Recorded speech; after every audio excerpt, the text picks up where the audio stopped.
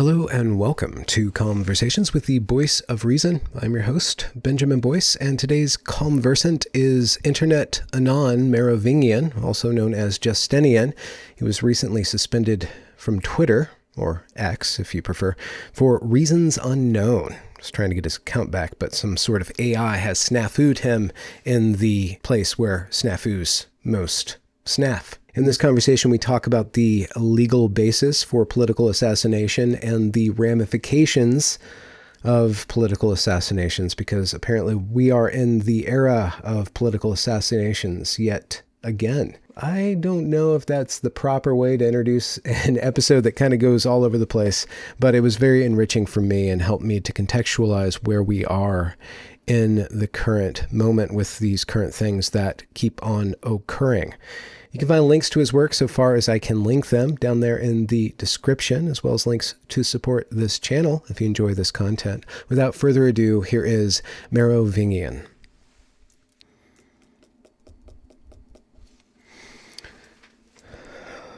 Can we start? I think so. What is the legal basis for justifying political assassination? Absolutely nothing. Legal basis for justifying it. So there's no legal justification, but it provides legal justification, or justification, broadly speaking, for political action. You're saying the assassination provides justification for political action? Yeah. Oh, yeah. So there's no justification for the assassination, but the assassination provides justification. Yes, I would say so. Yeah. And we're in the wake of a political assassination. We don't, the details of why and who are coming out right now, but it is incontestable that this was a political hit job. And it's going to sway the direction of politics. Potentially in a major way, I don't know. But I wonder, from a legal perspective, how do we make sense of what to do in the wake of Charlie Kirk? So that's one of my favorite follows on Twitter is Adrian Vermeulen. I'm sure you've crossed paths with him at some point. As he puts it, privatized violence is not going to be a kosher response, which I agree with. That can spiral out of control very quickly. It needs to be the response needs to be swift and unrelenting, but it must come through the sovereign. So there's a lot of different legal mechanisms. I mean, the obvious one is we're gonna prosecute the killer himself. Yeah. That's obvious. But what do you do beyond that? Because ultimately, this isn't just a political assassination. It's ultimately another episode in the left's stochastic terrorism. They create this environment very deliberately to encourage radicals to take action. And then it's kind of a Mott and Bailey. You'll have the same people. And I wish I could name names off the top of my head, but I can't at the moment. But you'll have the same people. We can all think of them. Yeah, that 2 weeks ago, we'll talk about Charlie Kirk as an existential threat to the country because he's just so fascist. And then after he actually gets killed, they'll back up into their castle and be like, no, we didn't mean anyone should actually do that. And they do the same thing over and over. They did it when Trump got shot. They did it after Steve Scalise got shot at that softball game years ago. But they very deliberately create this environment. And so how do we destroy that Mott and Bailey with a sovereign response rather than a private response? Yeah. So that was something I was thinking through quite a bit. My thinking is total lawfare. That we have... And forgive me if you've already seen this. I feel like I might repeat myself with you because a lot of what I'm going to say to you, I write, right? Yeah.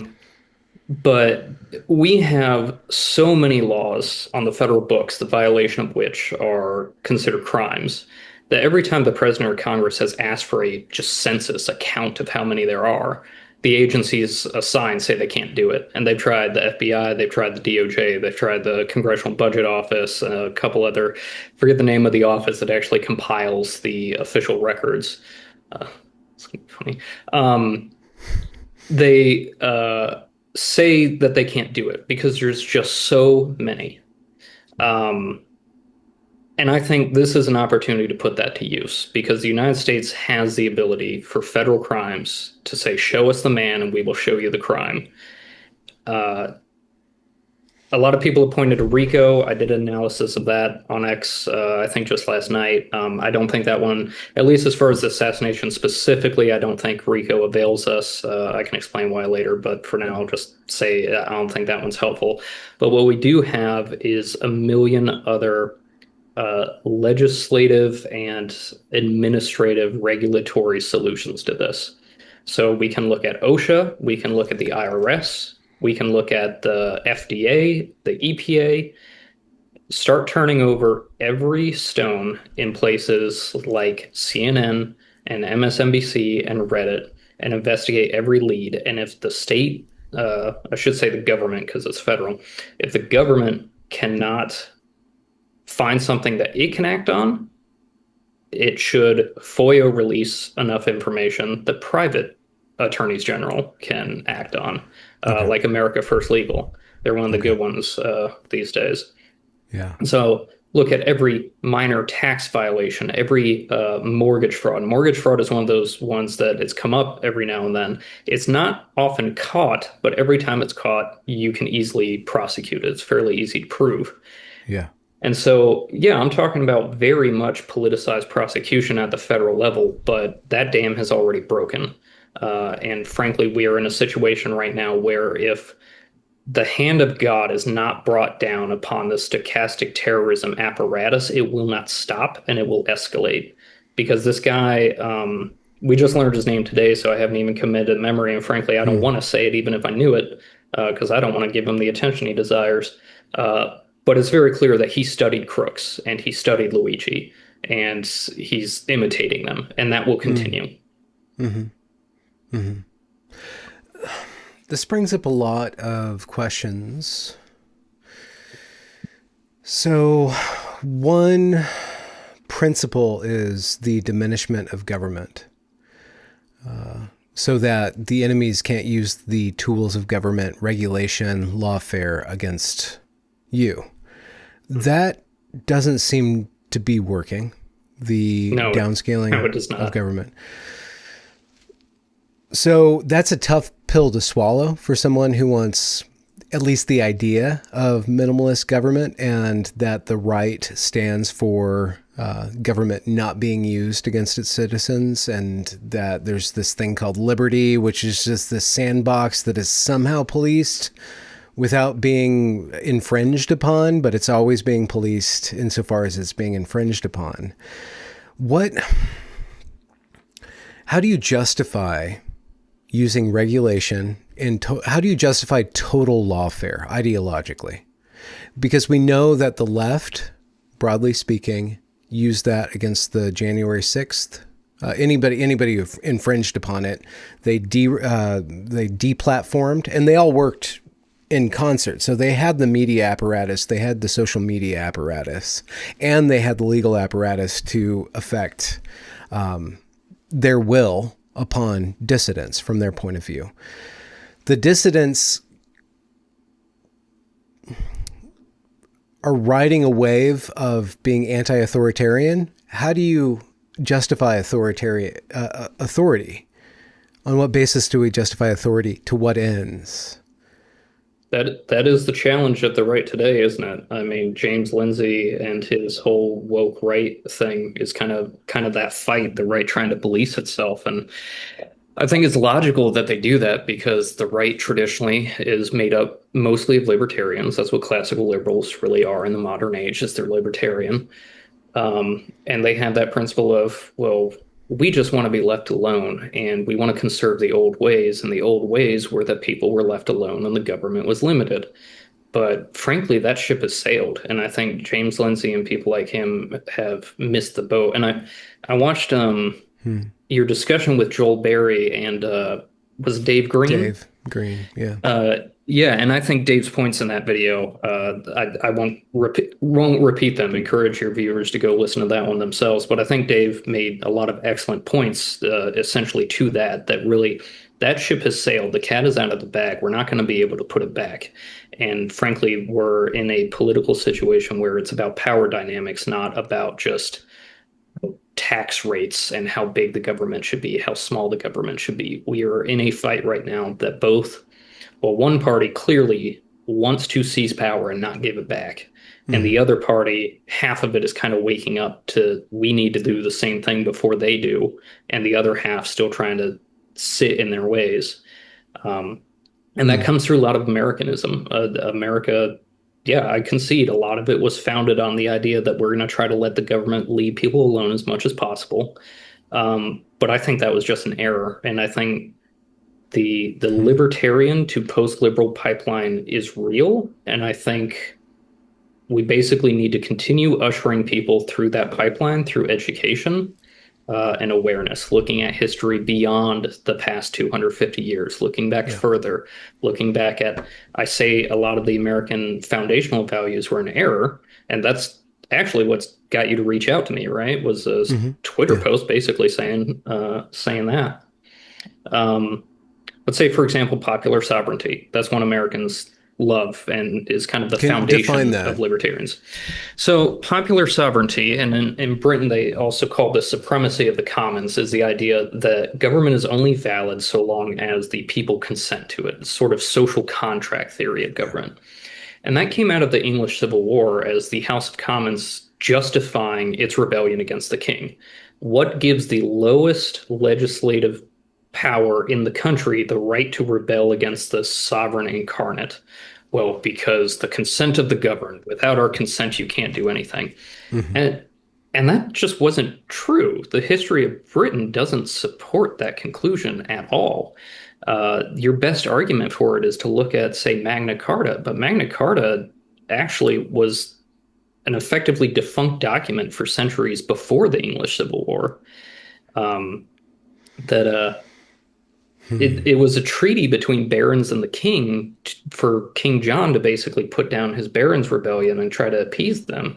But that was only for a very specific class of nobles. That was not to say that, the people are the ones who consented to govern. That was a much more real politic, I've got to get my nobles in line so they stop rebelling against me kind of agreement. So he threw them a bone. Yeah, he basically threw them a precisely. bone. Yeah. And if I recall correctly, I might have my events out of order, so feel free to double check this. But if I recall correctly, he ended up betraying that almost immediately and launched war against quite a few of those barons. And again, I could be mistaken. I could have the two events mixed up. But the case being, in either way, that this was a war between the people who held castles and the sovereign they allegedly reported to. Really over tax privileges. And that was where Parliament got their original power. The taxation without representation was that Parliament would have the power to levy taxes against their own regions in support of the king if they consented to it. And so that's the consent of the governed, was purely parliamentary taxation. And that got twisted through the House of Commons very deliberately through the English Civil War to justify a supremacy of the commons, a popular sovereignty, how the regicides could put King Charles on trial. What was their basis of doing this? This made-up popular sovereignty thing. And that's an example of, we take that as a fact of governance and political philosophy in America, but it was invented out of whole cloth only 100 years or so before our country was. Yeah. It's not... the classical liberals or libertarians, 90s liberals, maybe, we have... I think anybody that's over 30, between 30, 60, anybody over 30 believes in individual sovereignty. That is a foundational myth to our identity as political actors. Agreed. To what extent is that a fiction? Is it bad? And is it good? Because there's got to be some level of individual sovereignty that you would accept, like what to eat this morning, who to marry, maybe, maybe not. I don't know. Maybe that's a little too far. But at what point does it become a fiction, or does it become a liability for those who accept that?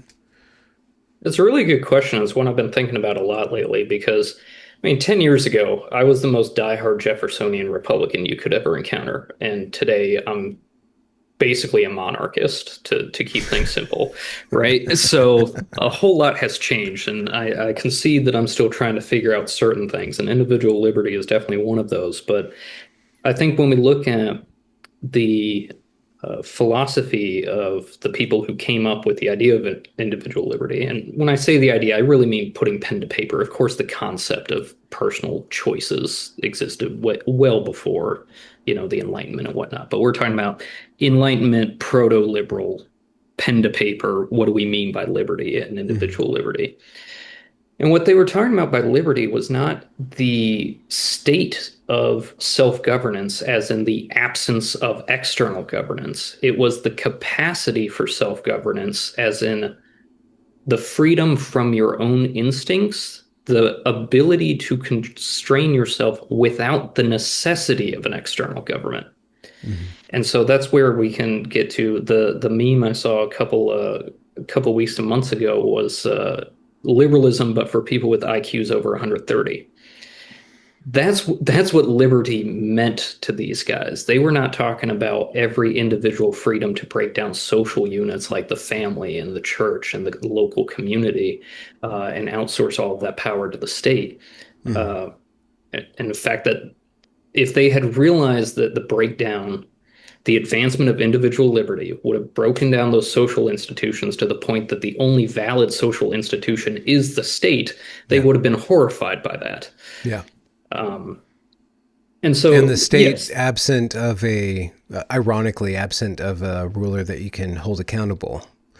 Right. It's this weird paradox. And I think Patrick Deneen is probably the best writer I've seen explain this in clear language, because it's such a paradox that when you speak about it verbally, it often sounds like you're kind of talking in circles. It's a sort of snake eating its own tail, because you're talking about the breakdown of all social constraints, including from the state, somehow leading into a totalitarian state.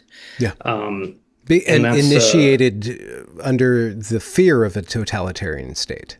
Right. It's very much like an Ouroboros of political philosophy somehow.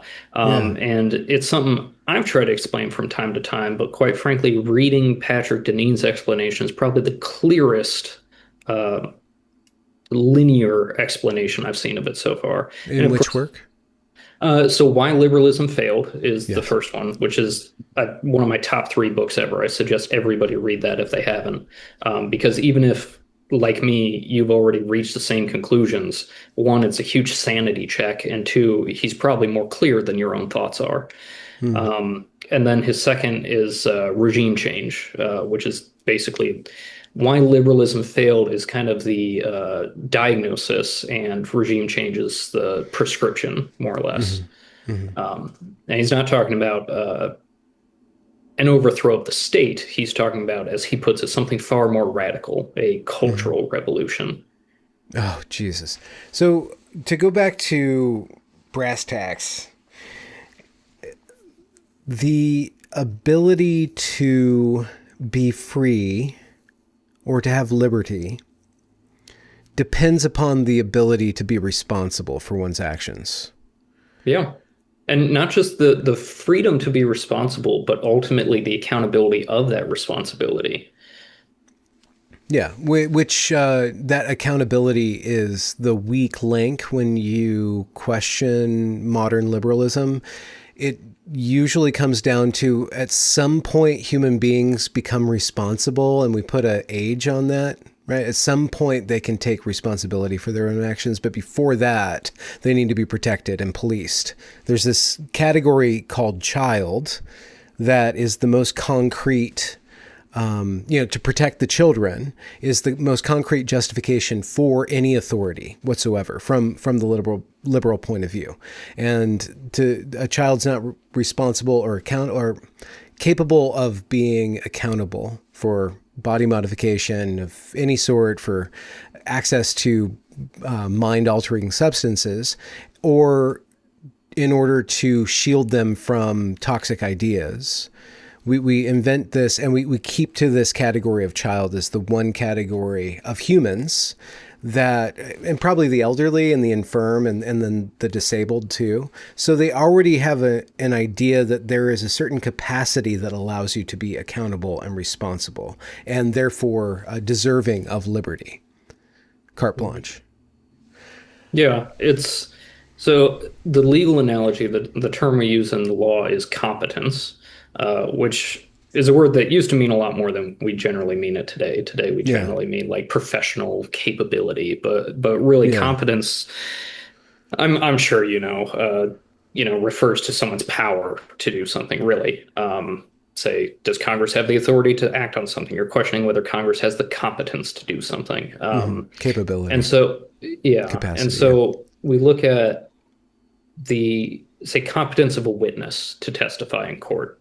We will look at a ton of different factors, not just their age. I mean, the age is a factor, but there's no fixed age at which you are allowed to become a witness, or you're too young to be a witness. It's the court has to evaluate and inquire, to what extent can you understand the difference between truth and a lie? To what extent can you be considered trustworthy to a reasonable person about your own observations and thoughts? Excuse me. Um, you're right that elderly are one of the people we will look at for competence. The mentally ill are another people we will look at for Yeah. competence. There's a ton of different factors, and it's very strange that we still have all of that built into the law from centuries ago. But culturally, we just decide to arbitrarily throw an age on it. And it's an age that we keep making lower and lower every few decades. And that, Depending on the issue. I mean, sexual liberation is one thing that reflexively you can see a liberal have a disgust response, and they just say no. They just say no. We are not going to allow that. Everybody has this intuitive line that they draw around liberty. So liberty is not infinite, and it's not equally distributed. So when we come to, I really like what you're talking about the,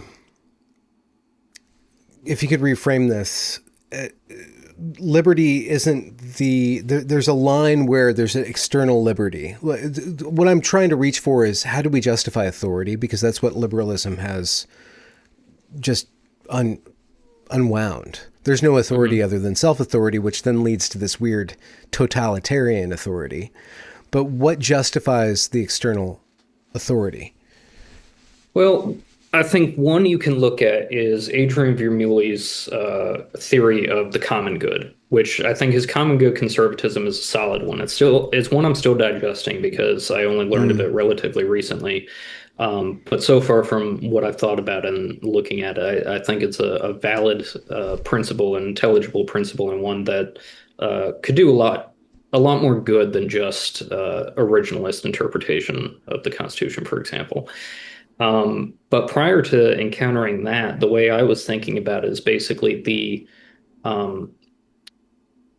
reality of civilization, that we live in a system that is actually quite fragile, yet incredibly complex, and that this system keeps people from becoming violent animals that kill each other. Because if you look at even the smallest area that state influence these days disappears, and there's no clear replacement of social organizations, say a church or a family, that all concept that we generally hold to be law and order vanishes. And say, for example, I'm pointing to Chaz in Seattle, that whole episode. That thing broke down in what, a week, 2 weeks? It didn't make it very long. And we're talking a lot of people who hold very similar ideologies. They decide to create this little carve out of the city for themselves, and they all generally agree with each other, and they still kind of keep that going for even a couple of weeks. And it's because they have no valid authority. They don't see any authority as valid. Everybody has to reach some sort of consensus. And so that's where the Mm. what's the word? Legitimacy of authority comes from is its ability to impose that order that civilization requires. And we can look back at the oldest monarchies. Where did they come from? Well, they came from being the guy who was able to put everything in order.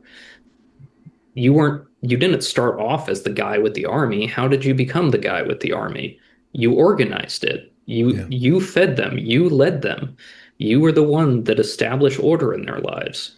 And Mhm. you can see that all the way into like ancient Mesopotamian mythology with Marduk and whatnot, and those rituals they had, bringing down the emperor each year to challenge him on how he has been a good Marduk and a bad Marduk, and is he Mm. keeping order? Is he not keeping order? So there's The ancient accountability built Chinese, in that system, for example. yeah, because as the Chinese call it, the mandate of heaven, right? If Yeah. you are the person who is in a position of authority because you achieved order or your ancestor achieved order, and then you fail to maintain that order, there are consequences, and they're not always within a legal system, but they're generally consequences, and that you Mhm. do get held accountable. Say again, back to King John and his Barons' Rebellion. Now, I don't think the Baron Rebellion was actually justified. Robin Hood is a bit of a myth, and I think John gets bad rap for a lot of things Richard Lionheart failed to do appropriately. But point being, King John was held accountable for either his or his brother's failure to maintain Mhm. order. Um, Mhm. Now, the trouble is, how do you, when you have to bring down that king, that bad monarch who has failed to achieve order, you have to restore order in a similar fashion. And I think that's probably the biggest error of the American Revolution was that we were so frustrated with the inability of the monarchy to assert itself as a monarchy that we decided not to make our own, and we tried to establish order through other means, Mhm. ironically, means more akin to the House of Commons, who was the colonists' actual enemy. Um, Mm. Could you yeah, get it's into that just to get that story in my imagination? yeah. So yeah, this is one I kind of take for granted because I talk about it so much. But so there's kind of a myth about the American Revolution being over the king's tyranny, that they hated King George III, and that was what caused the War of Independence. Um, But that's not really the case. And say taxation without representation, to bring that phrase back, as I explained before, the whole arrangement of the House of Commons was for taxing their own lands. The issue with taxation without representation was that Parliament could not enact taxes against non-parliamentary territories. And that was the issue in the Revolution. Everybody in America knew the king could levy taxes against them, but he wasn't. He was letting Parliament do it. And they Hmm. were doing it foolishly. If you go back and read a lot of, say, Ben Franklin would go to London to testify before Parliament about some of the effect of the taxes. And it's really kind of funny to read because they speak in very plain language, these guys that you expect to be talking in super convoluted terms. But Ben is just telling them, like, this is how it is on the American frontier, guys. You don't get it. Like, this paper Hmm. tax is not feasible. It's not going to happen. Hmm. Um, and he was very successful at that, actually. Whenever he went, he would often get them to actually change what they were going about. But as he put it, his experience with London was you could always count on Parliament to do the wrong thing. Um, and so the petitions to the king were I not think asking the him, modern day Brits would agree with that. "Oh, that you can count on Parliament to do the wrong thing." Certainly. Yeah. Yeah, so their petitions to the king, like the Olive Branch petition and petition of the king of 1774, they were not, please have mercy on us, stop being so mean. They were actually asking the king to take up his monarchical role and push back on Parliament's infringement of the colony's privilege and the royal privilege. And it was the response to the Olive Branch petition. Well, one, the Olive Branch petition didn't even end up getting read by the king, which they were pretty upset about. But on top of that, his response to it was declare them all traitors. That was the moment the colonists actually became angry with the king. And that, I think, is a kind of curious twist because up until that point, about December of 1775, the question was never about rebelling against the king. It was about asserting the rights as British citizens against Parliament's infringement. And at that moment, it swung into total separation and a sentiment, an anti-monarchy sentiment on a lot of people. And it was a very sudden thing. As I Mm. wrote just the other week, the colony of Georgia, for example, a lot of people don't realize this. They didn't even send anybody to the First Continental Congress. They were so loyalist that they didn't even want to participate in that. But by Hmm. that point, after that happened and the siege of Boston happened, when they saw a flotilla of British ships sailing up the Savannah River after that Olive Branch petition response, that was the moment Georgia became pro-independence. And so it's kind of a quirk of history that we ended up becoming so anti-monarchy, but that was not the spirit of the revolution until Hmm. quite late. We were anti not oligarchy, I guess, but aristocracy or It whatever was the parliament would be. But that's now what we're ruled under. You would say we were constitutionalist, really, and that was, I guess, one of the challenges of Hmm. Britain not having a written constitution. But they understood themselves to have rights that were inalienable as British citizens that Parliament was violating, and all they were insisting upon was that their rights would be respected and acknowledged, and that the king would intercede on their behalf. But Hmm. unfortunately, still probably common complaint among British monarchists today, the king isn't doing anything. He does nothing to slow the slow assertion of the supremacy of the Commons from Parliament that Hmm. keeps leading the country to disaster. And that's been the theme for 300 years now. Hmm. Is there an example in current modern day of somebody approaching a kingly stature and sovereignty in any state? Well, Bukele in Costa Rica, I think, is probably the closest non-monarch to being a de facto monarch. Um, I'm not I'm not an expert on Costa Rican politics. I won't pretend to Hmm. be, but from the outside, that's probably the best example I can look at. You do have I would compare him in this regard more to Caesar, pre Octavian, but Trump is kind of approaching that status because we all say, we have a protest about him called No Kings, but everybody knows it's about Trump, Hmm. right? And it seems that the sovereignty of America is almost embodied in his person at this point, and like that's Hmm. basically what a monarch is. He's not an absolute monarch by any means, but neither were most monarchs in history. The absolute monarch of King Louis XIV was an anomaly that was not typical. And in fact, the first Roman emperors were just senators officially. They weren't anyone special other than how everybody treated them. They were first among equals. Yeah, princeps was the title. They were the senatus princeps, first senators. So they got the first right to speak, and Octavian in particular leveraged his authority through the provinces that he was appointed to, and his veto power as a tribune of the plebs. Hmm. And so that was enough to basically establish him as a almost totalitarian sovereign, but nobody called him king. In fact, the Yeah. Romans hated kings just as much as Americans do, and yet they ended up giving this guy more power than most kings ever had. Yeah. You can hear it in the language Trump's America. It embodies the American spirit or the spirit, the zeitgeist, the spirit of the age of America, and it embodies it into Trump. It's Trump's America. So we have I think that's how people think politically or think on that level of abstraction. They have to personify it. They have to personalize it so that they can have a relationship to it. I'm just wondering for anybody who's, how about a different tact? What's the alternative to a king? If you look at what is the leftists' God or the leftists' state, it's a state that represents them. It's a very impersonal state, but that gets in, like, changes their diapers and harmonizes them in some way, provides for them, gives them a medical care and food and housing, and so it's more of a mother state, but it's disembodied. There's the state, but it's not really embodied in a singular person until you get to Stalin or somebody who tries to actually instantiate the socialist project. Eventually has to take the mantle of a king.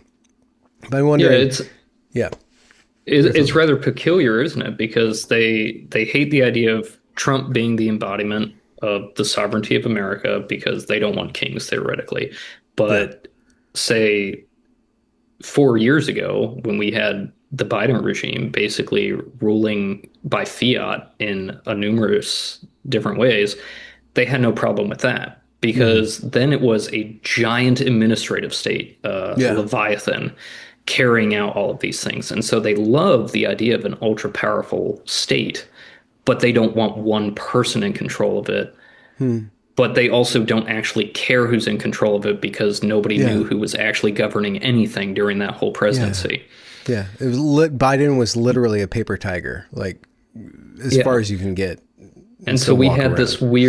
this weird atomized, almost totalitarian state, but with the totalitarian power embodied in nobody specific. Yeah. It Well, is a very what do you think peculiar thing. the appeal of that is? Um, Object permanence issues. I think there's I guess I should say for any viewers that aren't familiar with the term, object permanence is what your brain achieves when peekaboo is no longer interesting as a child. It is your understanding that things continue to exist even though you can't see them. Yeah. Um, I think there are degrees to the I don't know the neurology of object permanence, and people have this ability to say like, okay, I know when I spend this dollar that it still exists somewhere, but I have no idea where. Uh, and so at that point, if they don't know where, they don't care. Mm. And I think that I don't know for sure that it's necessarily a mark of low intelligence, but that is my suspicion. And I say that because there are plenty of people who are leftists that I will concede are intelligent people. Yeah. Um, Not a lot of them, but there are those Well, people. they staff all the institutions of intelligence, at least on paper. Right.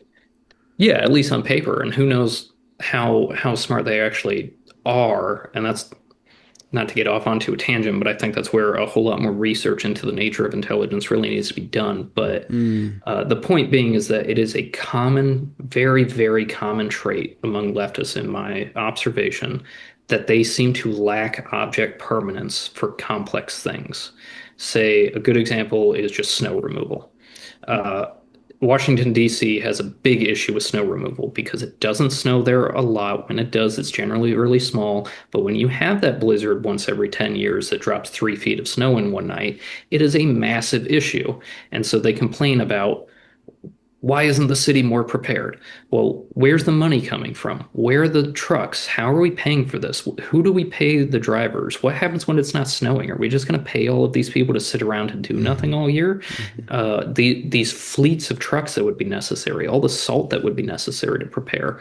Like, Yeah. you're talking millions and millions of dollars for an issue that isn't that significant to the DC area. It's just not. Mm. Um, and so that's just a small example. The electronic vehicles are another one that they want all of these electronic vehicles, but where does that material come from? All of the nickel that's necessary. We're Yeah. talking a necessity to create something, and I could be wrong on the number here. It's been a while since I looked at it, but something like 200 to 500% more nickel production in a 5 to 10 year span, which has never been done for any supply basically in the history of humanity. Hmm. It takes so much longer to spin up that kind of infrastructure. And that's just something that just seems to genuinely not occur to these people. And if you try to explain it, they Yeah. hand wave it. Yeah. And so I think that that psychology, whatever that is in people's Yeah. minds that is so prevalent on the left, I think that's why they are more agreeable to the idea of an ultra powerful state that has no head versus an actually pretty limited state that has a clear, explicit head. Yeah. Why do classical liberals, how do you convince a classical liberal or a 90s liberal with classical aspirations to accept that a small state with a very explicit head is better than bureaucracy? Because they want freedom, They don't want any one person. They don't want any one reigning ideology within their state. The dust up around Christian nationalism from the atheist liberals is really telling. They don't want a state to have any flavor to it, except they're blind or scentless to their own smell. They can't smell their own breath. They do have their own smell. But how do you get them to relax their reactionism to this deep reaction, this return to a CEO monarch? We haven't positively described a monarchy and post-liberal monarchy, but how do you ease them from their fear of authority? That's a very good question, and that is the struggle this day, right? Because I think what we're going through is basically a spiritual battle for Gen Z and Gen Alpha.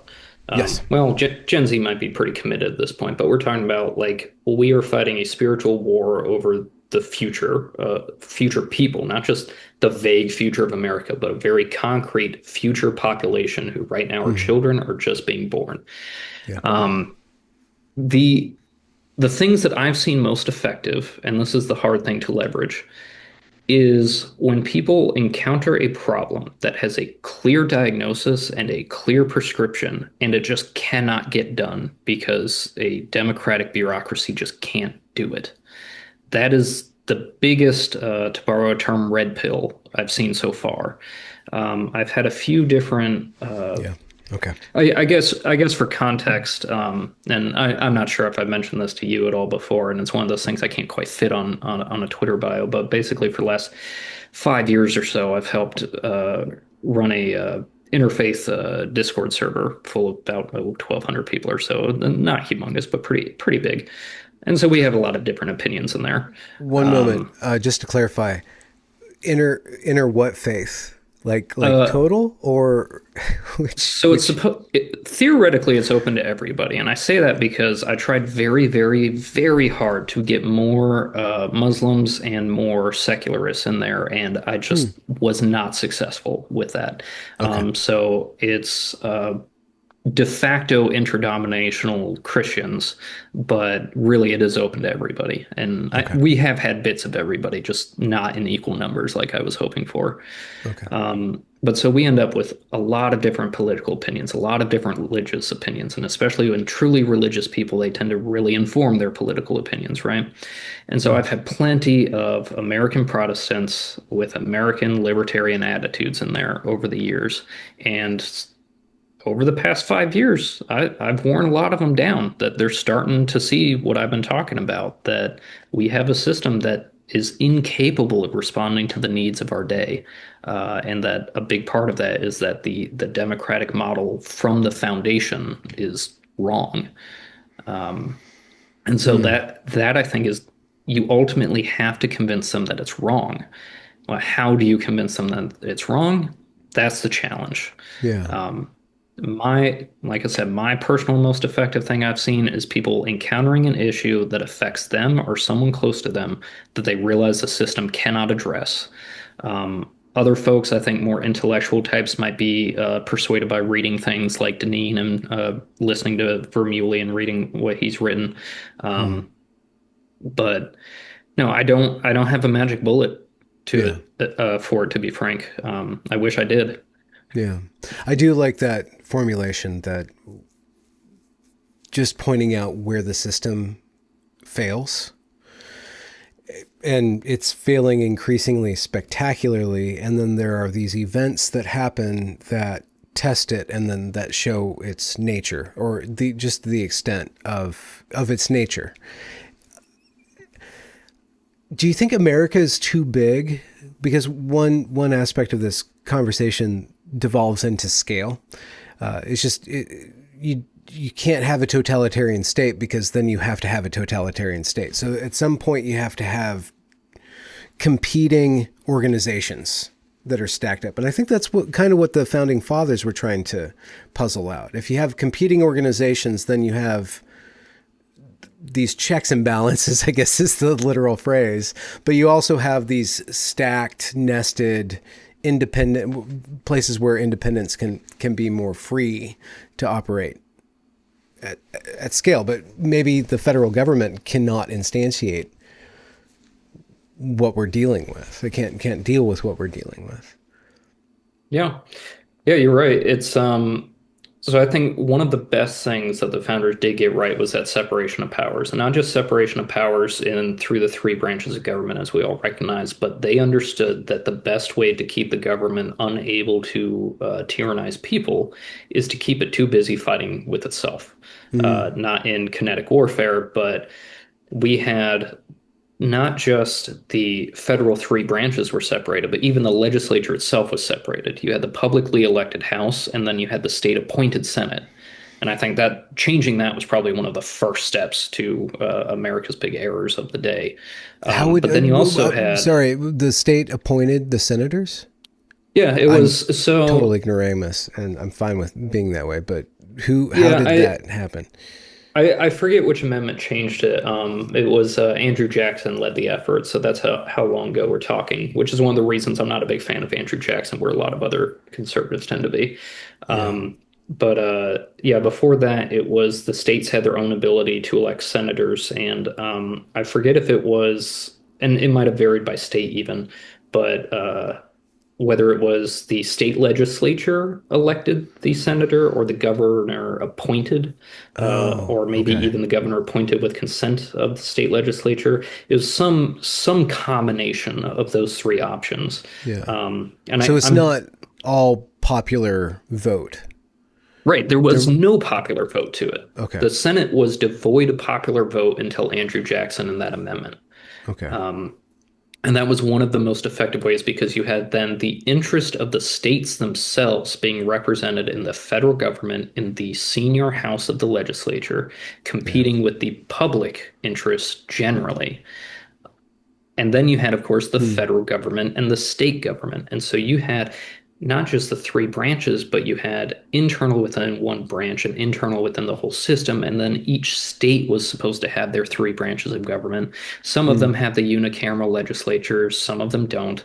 But the separation and balance of powers as originally devised was actually brilliant.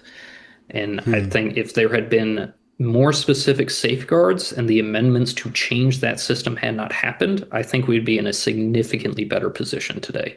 Why? What's wrong with people? Well, is that the people don't know is as I forget the name of that guy, but everybody will recognize it's like the people are retarded, unfortunately. And I have found that to be very true. And that can even go for myself. There might be things that I think of as my interests that I'm very set on, that there could be second and third order effects I don't know about that are really going to suck in the future. And that's one of the benefits of having separation of powers is that you have to reach a consensus that you can actually get people to agree on. But also because of that old system, it was more aristocratic. And so it wasn't just whoever was popular working out a consensus. It was popularity working out a consensus with very smart and capable people, and often people who had very vested interest in the continued wealth and benefit of the country. And that is a brilliant balance of powers and competing interests right there. And so, say for example, if we had continued with state-appointed senates, I don't think things like the Civil Rights Act of '64 would have passed. And I know that's a hot take today, but that thing has done quite a bit of damage unintentionally. Its intentions were good. Its effects have not been as good. That's one example that comes to mind. Yeah, let's look into that, because that is an opinion that I flirt with, but I don't articulate it because I'm not a legal scholar. Yeah. But the civil rights, you have a central authority. The easiest way to say it is like the First Amendment is now being sacrificed. And by First Amendment, I mean freedom of association is now under the state's control. And originally for the common good. But once that door is open, then the state dictates what's good, and it's going to be good for the state no matter what at that point. Yeah. It's kind of a consolidation of the interest, whereas before they were more competitive and they had to work out a consensus. Now, Okay. as you said, it's the state's interest only, really. They get to dictate what is and is not right. So I'll give context for the viewers here to understand where I'm coming from, and I'm gonna lose any Groyper audience you might have with this, but I don't know if I have I any of that, but you probably don't, I would imagine, but just in case, I don't think I'll so. make sure you don't after this. No, so I am from a mixed family. So I personally am a white dude. I married a black woman. I have mixed race children. I grew up in a black inner city, went to a black high school. Like I'm much more familiar with this stuff than probably 99% of white people in this country. So Mm. I'm not coming at this from a, blood and soil white nationalism kind of ideal. I'm looking at this as pragmatic effects and outcomes. So the idea of a federal law to guarantee people access to the polls. I'll back up first. I don't like democracy. I don't like universal suffrage. That being said, assume that you like those things. We enact the Civil Rights Amendment to give people access to the polls. Valid idea. Good job. I understand. Well, what are the other ways to keep them from accessing the polls? Well, you prevent them from accessing the communities. You lock them out of the suburbs. You put them out in different house districts. Um, Things like Levittown, the original suburb idea. Funny story, Levittown, the original suburbs, was started by a Jewish guy, but he had a very strict rule of no Jews and no blacks in his neighborhood. Hmm. Very shrewd businessman, apparently. Um, so you would do things like come up with Levittowns, and you would do the redlining and the various different methods of segregation. So, okay, we have to address that then, all right? You're trying to lock these people out of society in some way. Yeah. So Yeah. how do we prevent you from locking them out? So explaining there's a lot of valid rationale to things like the Civil Rights Act of 1964. And I think there's another one, 65, but I could be making that up. Point being, you had a series of civil rights acts that had probably pretty valid and good intentions. But the outcome of that is that, as you said, you have removed the freedom of association. And now you're forcing people to live in places and communities where they are among a bunch of strangers and don't know anything. And one of the biggest downsides of this, and it has its own statute, so we could blame it on the later statute, but Section 8 housing. Nothing kills a community like the introduction of Section 8 for the first time. I've seen that time and time again. Could you Um, define Section 8 housing? I've heard that thrown around and I should know what it is, but what's the definition of it? Um, well, strictly legally speaking, I can't come up with that off the top of my head, but the idea of it is that the government provides vouchers for housing to subsidize housing for income limited people. Not everyone has to accept the Section 8 vouchers, though, but there's a lot of incentives to do so. And so once a neighborhood starts buying into that incentive, it crumbles the value of the neighborhood. It takes one house to start accepting Section 8 for the rest of the neighborhood's value to be dropped so much that they have to start following it too. And that is how you get your Wow. white flight, as they call it, Yeah. uh, because you're just destroying the quality of the neighborhood. It only takes one. And that's an example I point to with libertarians of where the idea that we can all just be left alone in our own business, that's not true. It doesn't exist. And property values are one of the best ways to point to that, I think, because not only does Section 8 kill it, but things like apartment complexes. Somebody sells all the farmland you live next to and turns it into a giant apartment complex. What do you think that's going to do for your quality of life in your neighborhood? The whole character of where you live just changed, which means your culture just changed. Yeah. Um, and so things like the Civil Rights Act basically forced that kind of change on people, and it set the foundation of it. One of its major provisions was, well, we can't, theoretically, through the Commerce Clause, the federal government can't reach a hotel that only does in-state business. But everybody knows hotels don't only do in-state business. And Hmm. so you say hotels that participate in interstate commerce and define that as within, say, 2 miles of an interstate highway or a state border, they now cannot discriminate on any basis of who they take in as a customer. Okay. And that may sound like a really good idea, Yeah. but that damages the value of the hotel and how much they can charge for rooms because now they can't deny certain people access to it. Now, say with housing in the Civil Rights Act, there actually is a little carve out there of, I believe it's anybody who rents to less than 15 people. I could be wrong about that. No, it's employs less than 15 people. And then I think it's called like the mother-in-law suite clause or something, of that like if you're renting out in a private house, you can discriminate on whatever basis you want, um, as long as you're living there. But you can't own multiple properties and you can't use that excuse on more than one property.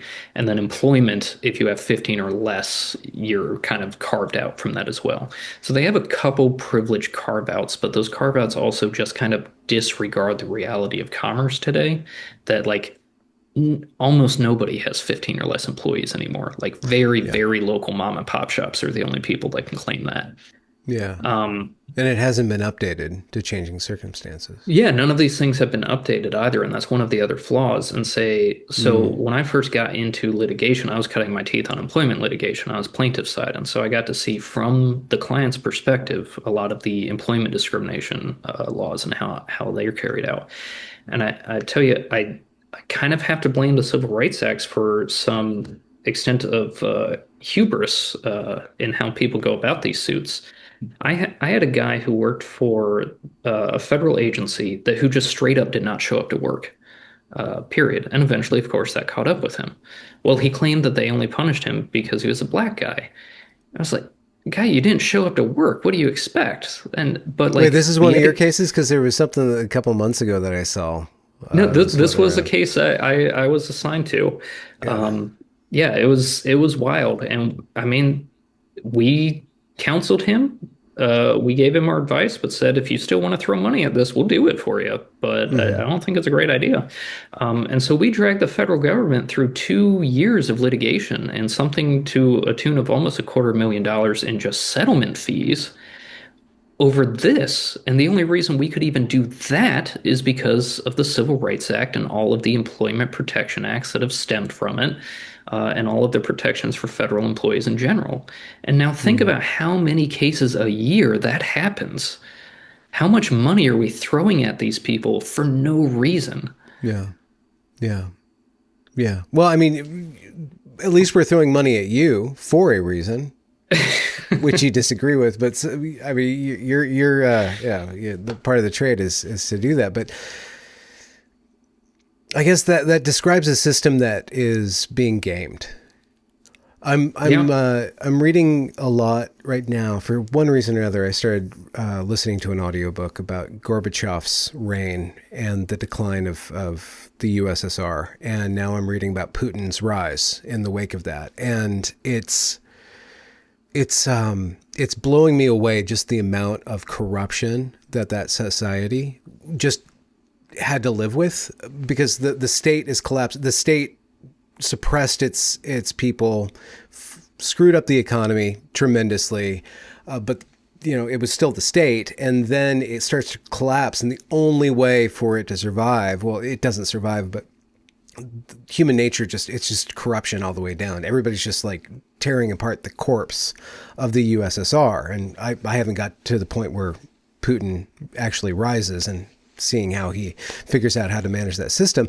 But in America, I look at us, and maybe I'm still in la la land, but I think that there's only a certain level of corruption that we can stomach, but maybe not. Maybe the system is based on something deeper than law. Law is just the way in which people say they act. It's not how they actually act. And our greatest resource as a country is our actual human character. And there's going to be people who are on the fringes of that and take advantage of that. But the more that the state takes over the responsibility for people, the more that the state takes on a moral modus operandi, the less people have their own morals. Like we're not just shopping out charity, we're actually shopping out our own morals to the state. And so there's going to be more and more corruption.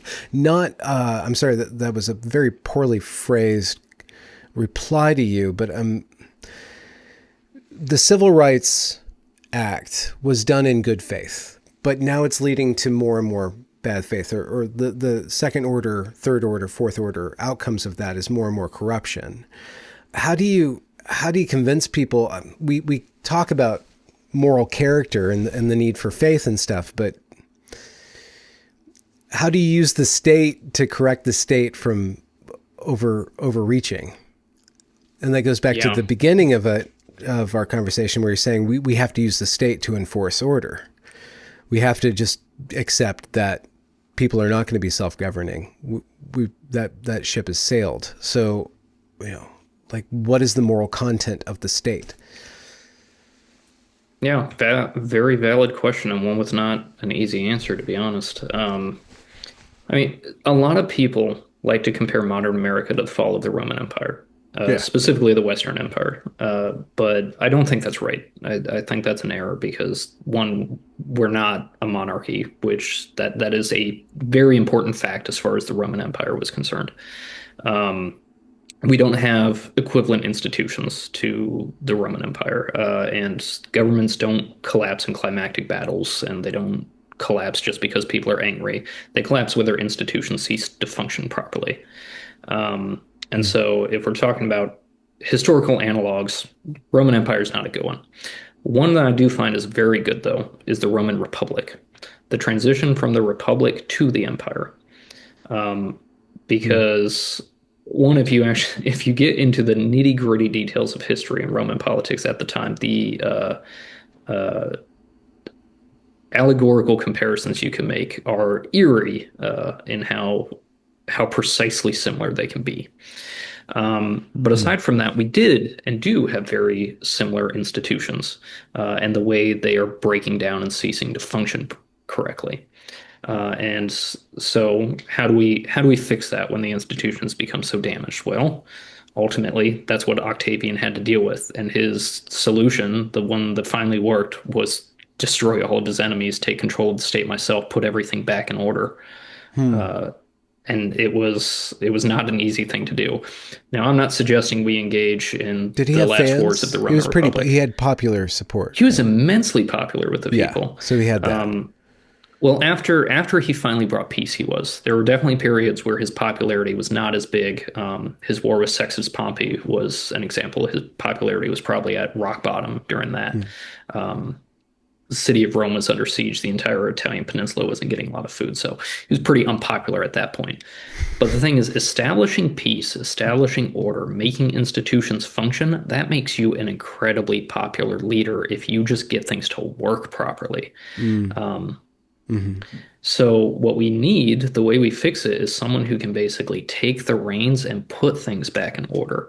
And that's hard to do in our system. That's very hard because that Well, is one it was major. designed to resist that solution Exactly. specifically, right? That one Exactly. solution. That is exactly right. That is our problem. How do we fix this while staying within the bounds of the Constitution? Yeah. That is a hell of a challenge. I can't deny it. Yeah. Yeah, because I would rather not go through a period like the last wars of the Roman Republic, because that was a good 30, 40 years of almost constant heavy warfare. Yeah. And it was not a pleasant experience for the Romans. I would rather Yeah. not repeat it here. Well, aren't we going through an analog, like fifth generational warfare? This culture war thing that keeps on going and Um, going and going and racking up literal bodies at this point. Is that I'm not I'm an not a analog to that? I guess you could say it is. So I'm not a big fan of the generation of warfare theory. Okay. I think it's too, a lot of people try to science-tize things that are not science. Yeah, and Politics is one psychologize of those. that at the same time. Yeah. Yeah, is we love to try to think everything is empirical in science. In fact, we call, like, my academic background is political science, but I hate that term. It's an art degree, and it's an art degree because it's not a science. So why are we pretending it is? Generational warfare is kind of one of those things as well. That Hmm. I don't think warfare moves in generations the way that model does of, oh, well, now we're in armored warfare territory. Oh, now we're in insurgent warfare because the armor is just too good or something. There, warfare ultimately always boils down to who can poke the enemy from further away.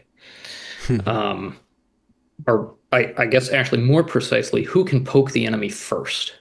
Um, because the three pillars of warfare, a triangle, if you will, is firepower, mobility, and armor.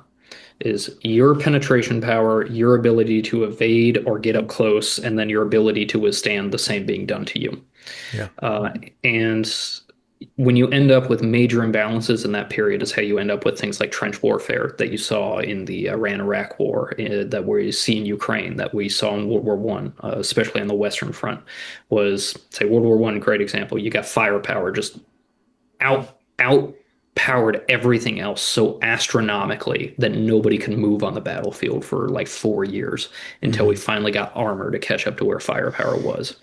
Yeah. Um, and that's kind of what's happening in Ukraine is we've got the firepower mobility of drones that we're trying to figure out how to develop an armor against. That Hmm. otherwise it's basically shut down the moving of that front. Um, but that's just a difference in technology. But the 100 or so years between Ukraine and World War One, generational warfare theory would say that's a huge difference. It's changed everything. It really hasn't, really. Yeah. Technology has changed, but the principles of warfare are still ultimately the same. Yeah. And propaganda has psychological warfare has been around since the very, very beginning.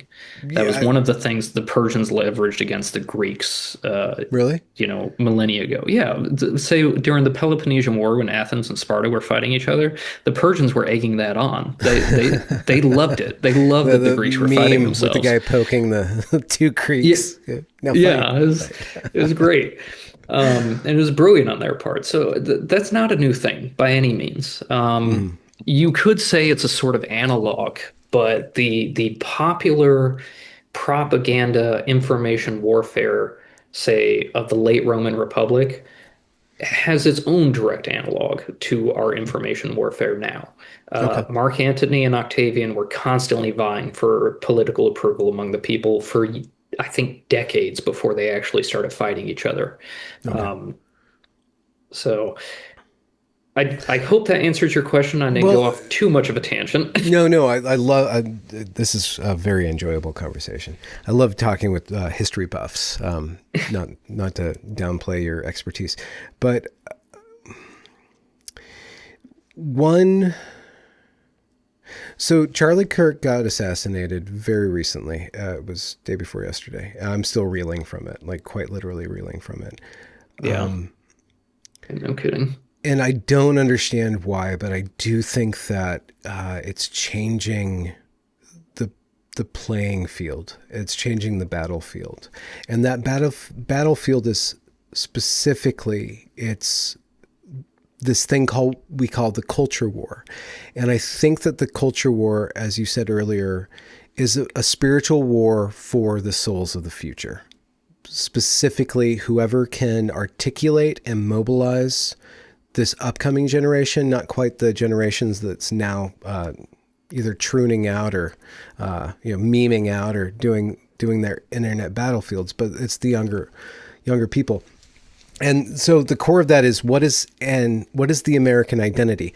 Everything that you're talking about the Constitution and how it was formulated and its good parts and its bad parts, it all either belies or begs the question, what is the American identity? Like, what are we as a people? And it's potentially incredibly self-contradictory and fraught and nuanced and complex beyond get up, because it's not a cultural identity, an ethnic identity. It's not even a cultural identity, even though culture kind of kept us together post World War II with our media and stuff. But the media is fragmenting. We're fragmenting. We're looking at a schizophrenic or multiple personality empire. And so for any of these things to perpetuate, any law, any regime or political will, it has to galvanize, harmonize the majority, right? So I'm just wondering, when you talk about all of this just leads us to what is the American identity? Who can articulate that and bring us together, or break us apart, dependingly? Because it's not just Charlie's unfortunate murder, but it's that horrific reaction to it from the so-called left, like an absolute bloodlust that is completely out of step with the reality of who that man was. They're calling him every name in the book and dancing on his grave. And so the people on the right, no matter how far you go, are saying, we cannot live with these people. So we're talking about civil war. So who's gonna, and how do you stop people from having different thoughts? How do you unify these people? That is the question of the day. And I mean, I shared with you what I kind of wrote about like why everybody feels so personal about Charlie. Because like I didn't even watch Charlie. Like I said online, he was too moderate for me. He didn't say anything I didn't already know and either agree with or have evaluated. And so to prop him up as this extreme far right figure, the leader of the alt-right and neo-Nazis and the a rise in fascism, it's a totally separate reality from reality. And I think schizophrenic is a good word. Multiple personality is a good word. I understand the two things are not the same, but I think we've got an issue of both right now, where we have multiple personalities in this country, and one of them is quite schizophrenic. That they have just made this fiction about people. It's like as authoritarian as you can imagine Trump to be, just in good faith, you cannot honestly believe this man is Hitler. Like you just can't. If you genuinely believe that, like you need psychiatric help, because that is just not there's no basis for that conclusion. And Charlie even more so. It is just insane the fact that they think he is so extreme. And I think the question of who is an American um, is definitely one that can galvanize one of those personalities. But it is a very difficult question to answer. And so I've been mulling that over for a few months, and I can't say I have a definitive answer right now. I have an idea, but I still need to bounce it around and kind of test it and really decide if that's what I think. But my thoughts at this point is and kind of start from the conclusion and work our way back. Like, what makes sense? Does everybody agree at this point that Italian immigrants have earned their place in America? I would say yes. I don't know of anybody that reasonably argues they haven't at this point. And they're probably like the latest wave that we can say that for, that basically everybody agrees. The Italian immigrants, Antonin Scalia, and all them, like they've earned their place in America. They are an American. So, okay, how do we define what is an American that includes the people that we all know have earned their place in this country at this point? I think that just to slow you down, because you're a lawyer, you might appreciate this. You formulated what is an American by earning it. Yeah, that's ultimately the thesis I was going to get to. Is like, okay, well, what do you do to earn your place in America, really? Yeah. And I think ultimately it is shedding a lot of blood. That's what it is, really, because I see three pillars of core America that if you seriously question any of these three pillars' place in this country, I'm not going to take you seriously. And that is the natives, the descendants of the colonists, and the descendants of the slaves. Those three people unquestionably have a place in this country. So starting from there, how did they earn their place? I see what you're saying. Yeah. A whole lot of bloodshed across those three groups earned their place. A whole lot of trouble. Irish immigrants went through a similar thing much later. A whole lot of them served in the Civil War. A whole lot of them served in the World Wars. They have earned their place. And I think, again, Irish, I think everybody pretty much will agree at this point they've earned their place. And they were the wave right before the wave of Italians. And what did the Italians do? Well, World War II. They served in huge numbers in World War II and gave a lot of blood. And frankly, they fought for decades and decades. And that's one of the reasons I point to Scalia, is that his appointment, a lot of people want to know this today, but his appointment to the Supreme Court was actually a little bit controversial because it was like kind of the last big push against Italian integration into America. It's like, can we really trust an Italian on the Supreme Court? So Hmm. that's kind of my theory at this point. I don't have a good number. I can't say, Oh, well, once you jeez. get to 200,000 deaths, you've earned your place in America as a culture. Like, because Yeah, that's just right. crazy, and that also kind of incentivizes invasion in a way, right? And So, this goes back to the founding of America. We are essentially an oppositional defiant disorder community. Like we are bound together by defiance or by war, by fighting. That's what causes us, that's what caused the formation, defiance, revolution, and then variations on that. Whether we're going out and or we're battling with each other, or we're yeah, conquering each other or whatever. It's just defiance is what defines us. You yeah, can't, I guess it's as you the would have to say that with settler everything. Go on. Sorry. to say we say we're a nation of settlers, right? And so what does that mean in the context of earning your place in this country? Well, that means you're not just contending with each other and say the natives, but you're contending with nature itself for Yes. your place in this country. Yeah.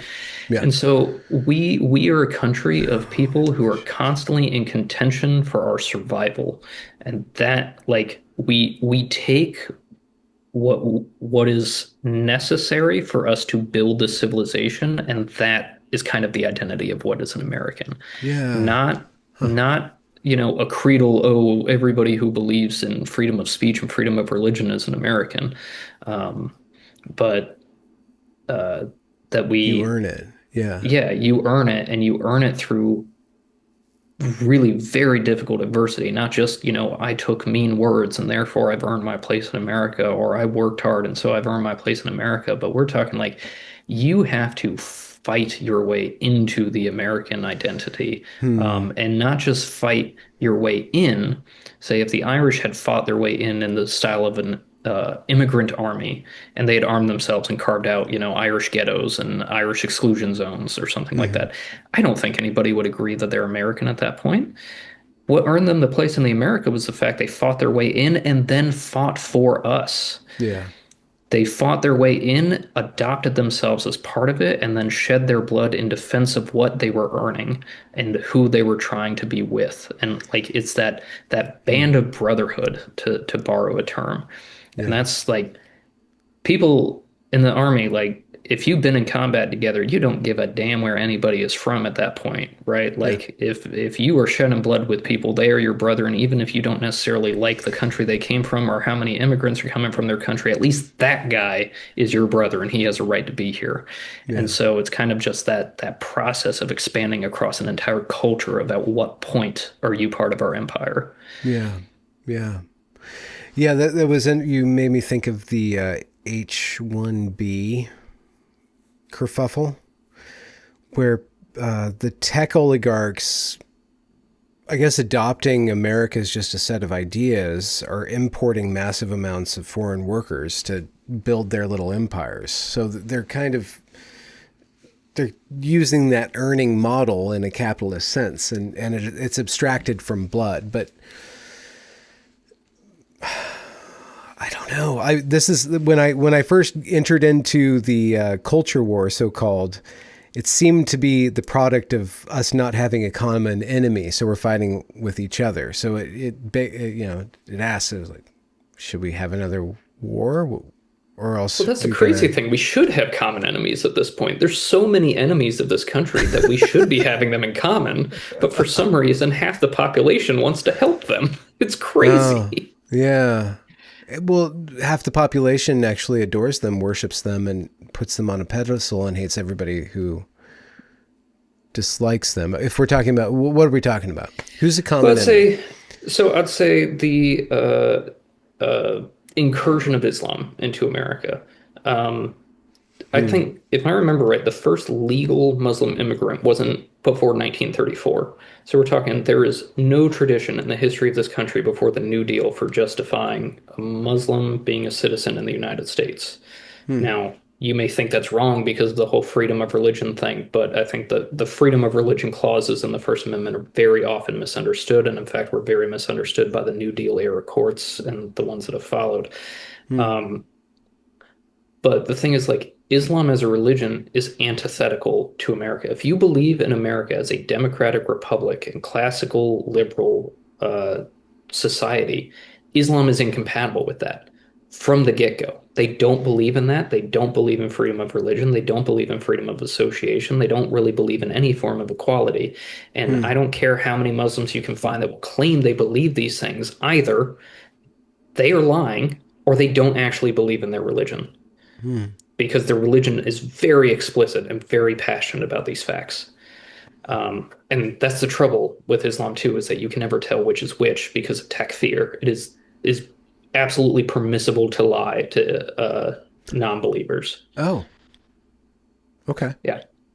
Yeah, they have So a Sun Superior Sewer Juror. Like they have a different law yes, amongst each other than the yeah. infidels or the And so that's non-believers. that's the trouble is you can have, and I've known some, so I'll say there are absolutely good faith Muslims out there who think they believe in these things, the American values, and they think they can incorporate themselves. But to be honest, in my analysis of them, they're kind of bad Muslims. That Hmm. they have this idea that they can reconcile these beliefs, but I know their religion well enough to know that you can't. Hmm. You have to give one or the other. Hmm. And the trouble is, how can you tell if a cultural group that believes in Islam is simply lying to you or actually conforming their religion to be part of American society? Um, and I'd also be very suspicious of people that are willing to bend their religion to conform to American society. That's another reason to be suspicious. Hmm. But just bottom line is that is a people that a faith that has attacked our civilization for centuries over and over and over again. And they have attacked this country quite recently, dozens of times. Why are we pretending that they are friends, that they are just part of the American experiment, that they should be part of this society? They don't want to be part of this society. They want to Hmm. change this society. We Well, have people okay. in Congress right now, like Ilhan Omar, that uses her faith to justify why we should change America to bend around Somali interest. Why is that person allowed in Congress? Well, okay. To argue against you, there, Islam is literally the C in coexist. Okay, so we have the bumper sticker. They're the first letter, so they have primacy. They are the T in the LGBT of the that particular acronym. So is the question, do I believe in the thesis of the coexist bumper sticker? Well, no, that's what you evoked in me is that coexist is just as much a fiction, politically or otherwise, as the LGBTQ Well, it's a total fiction. I mean, ATC The dot E is a dot dot. male and female symbol. When have men and women ever struggled to coexist? I understand you might think we've, been mean to each other at times, but there's never been a society in which we didn't coexist. Well, there's never been a society that hasn't accepted that it's a struggle to coexist with each other as men and women. So just to reverse engineer that claim. It's a catchy little phrase that makes you sound virtuous and good and open-minded, but the fact is like the people those bookends, the C and the T, those two religions, they don't it is not a religious tenet of either of those to be tolerant. Tolerance is not a Christian value. It is not an Islamic value. Hmm. So where do we get this idea that they should be the bookends of the coexist slogan? Hmm. Could you back up what you said, your claim that tolerance is not a Christian value? What do you mean by that? Yeah. What's it? It's so Christian values are I should say virtue rather than value, to be more precise. Hmm. So the virtues are the opposites of sin, right? Well, our cardinal sins are things like lust, gluttony, sloth, wrath, all that. The seven deadly sins are the most famous articulation of it, but it there's others and some of them kind of overlap. But the point being is that a virtue in Christianity is the inverse of evil. That good is the opposite of evil. Evil is the absence, and in fact, inversion, a negative version of the good. Hmm. And so, what sin is tolerance the virtue to correlate to? Hmm. Intolerance is not a sin, and in fact, it is something that Christ and the apostles encouraged, not intolerance of I hate this guy because he's brown and I'm not going to tolerate him in my community. That's not what we mean by tolerance in a Christian sense, Hmm. but that there's a commandment from Christ's own words in a red letter Bible, a man who does not hate his mother and father cannot follow me. Now, that doesn't mean you need to genuinely hate your mother and father. The point is that you have to recognize that there are flaws in everybody, sins in everybody, and you must hate those traits in them and in yourself. Hmm. That's not tolerance. That is, I need to conform myself to my values. Everyone else needs to conform themselves to these values. I can't tolerate sin. The hate the sin, love the sinner. Like it's kind of a Hmm. cliche and pithy, Yeah. but it's a nice little encapsulation of what the Christian idea of tolerance should be, really. Hmm. Um, that you accept people, everybody has equal dignity of being uh, part of the Imago Dei, Yeah. but So a you Christian don't would accept their feel sins. equal guilt or accept equal guilt lying to a Christian or a non-Christian, but an They should. Islamist does not. Yeah, if they truly believe in their values, and I'll back up here a sec, that people either live as they believe or they believe as they live. And Hmm. definitely the latter group is far more populous. A lot of people will say they had these principles, but then when inconvenienced or given a specific scenario that is quite inconvenient, they will bend their principles rather than Yeah. conform their actions to the principle. A Christian should definitely be in the former group where you live as you believe. And in that instance, yes, a Christian should be feeling just as bad about lying to a Muslim as they do lying to a Christian. Honesty is a Christian virtue. Dishonesty is a Christian sin. Hmm. Across the board. Yeah, just blatantly. Now, the Catholic Church in particular, and I think the Orthodox Church, they might have things about explaining like, well, just because you're supposed to be honest doesn't mean you have to tell your mother she looks fat in that dress. Like you can decide when to say something. You can decide to be silent if it's appropriate. But you don't lie just to make someone feel better. If your mom looks fat in the dress and she asks, you're kind of honor bound to tell her. Now try to be polite about it, but you should tell her. You shouldn't lie to her because lying is a good way to get people down the path to other sins and mistakes that you could have warned them against. Hmm. Hmm. When were you born? Early 90s. Okay. Has America worked out for you so far? Now define what you mean by America and define what you mean by working out. Yeah. I mean, it's has it been a good ride so far being an American? Being an American is kind of like living life on easy mode, but it's so easy that when the game is broken, you feel like you can't criticize it. Hmm. Um, say my time in the Middle East is probably a good example of what I mean by easy mode.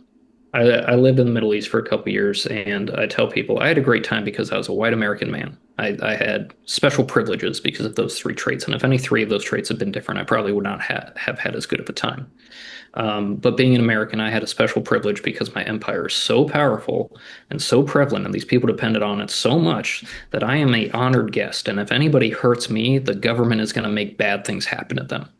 Hmm. Um, that's the kind of security we have. We are across two oceans with a geography that is basically uninvadable without nuclear weapons. We have enormous wealth. We have a litany of civil rights, and I specify that because the Christian idea of rights and the American idea of civil rights are very different things. But Hmm. we have a number of extraordinary legal privileges and a lot of wealth and a lot of power that make life very easy for us. And ultimately, we become complacent. And that complacency is where I say it becomes hard to criticize the game when it's so easy for you to, compared to everyone else. Hmm. Yes, we are enormously wealthy and powerful, but we have major problems that are going to cause us to lose that position if we don't make some sacrifices soon. Hmm. So it's worked out for me in the sense that I've lived a relatively safe life. Um, I'll say in adulthood, the only danger I've been in is danger I've put myself in for the most part, Hmm. really. Um, That's the ultimate luxury. right? Yeah, that's a special privilege of being an American right there. Yeah. Um, I mean, aside from the usual day to day, like, oh, you could always get into a car accident kind of thing. Like, I'm not talking Yeah. about that, and I'm talking about Yeah. real, present danger. Yeah. Um, But it's also been enormously stressful because I don't think in just terms of myself. I was a teen parent, so I think about my children, like I think about my grandchildren, I think about the future. I think in decades and centuries, not months to years. And so it's stressful for me because I know that bad things are coming and that I'm the one in the position to try to stop it before it Okay. happens. Not just me personally, but like my generation. Yeah. Um, Where are bad things if coming we can from? The call is coming from inside the house. Okay. The bad things are coming from our complacency, from our ideological weaknesses, from our systemic failures that say the criminal justice system is one I point to a lot right now. It is ongoing collapse. It hasn't collapsed yet, but is undergoing a collapse, and we need to stop it before it finishes that process. We are unable to effectively prosecute mid-level crimes at this point because we just don't have the resources and can't get juries to care. We can What's enforce petty mid-level crimes. crime? So, say felony theft. You steal, I don't know, 2 grand of merchandise from a store or something like that. Okay. Well, nobody likes a thief, so I actually have an easier time with those. What about, a DUI? Well, I'll tell you, DUIs that don't result in crashes are actually becoming very difficult to get juries to convict on because they just don't care. Drug DUIs are damn near impossible to convict on because alcohol DUIs you can at least appeal to, well, the law says point oh 0.08 and they were clearly above point oh 0.08 and juries tend to respond to that kind of thing. But if you Hmm. have a drug DUI, we don't have, per se limits like that. So you have to convince them that this is a problem, this is dangerous, they were under the influence, and you need to punish them for it. And that is a very difficult thing right now. I tell you, I've tried several drug DUIs. I have gotten guilty verdict on 0 of them. Hmm. They are enormously difficult to prosecute. And that's the kind of thing I'm talking about because we stop prosecuting drug DUIs and alcohol continues to fade in our culture and drugs become more common as they are, we're going to Hmm. have a major issue of DUIs.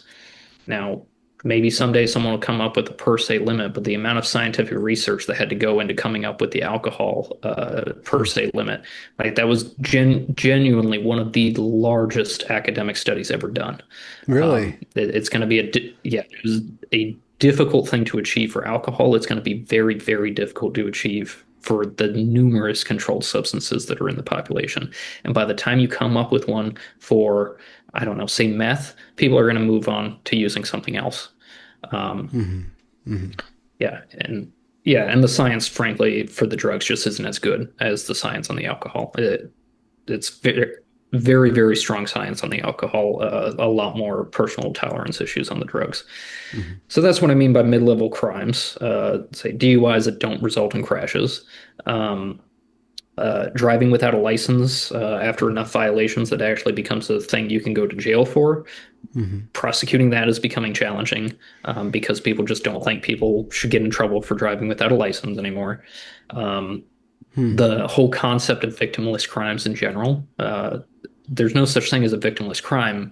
The idea of a victimless crime is a crime that doesn't have a victim yet and is Okay. going to. And we have it on the books to try to protect people before it happens.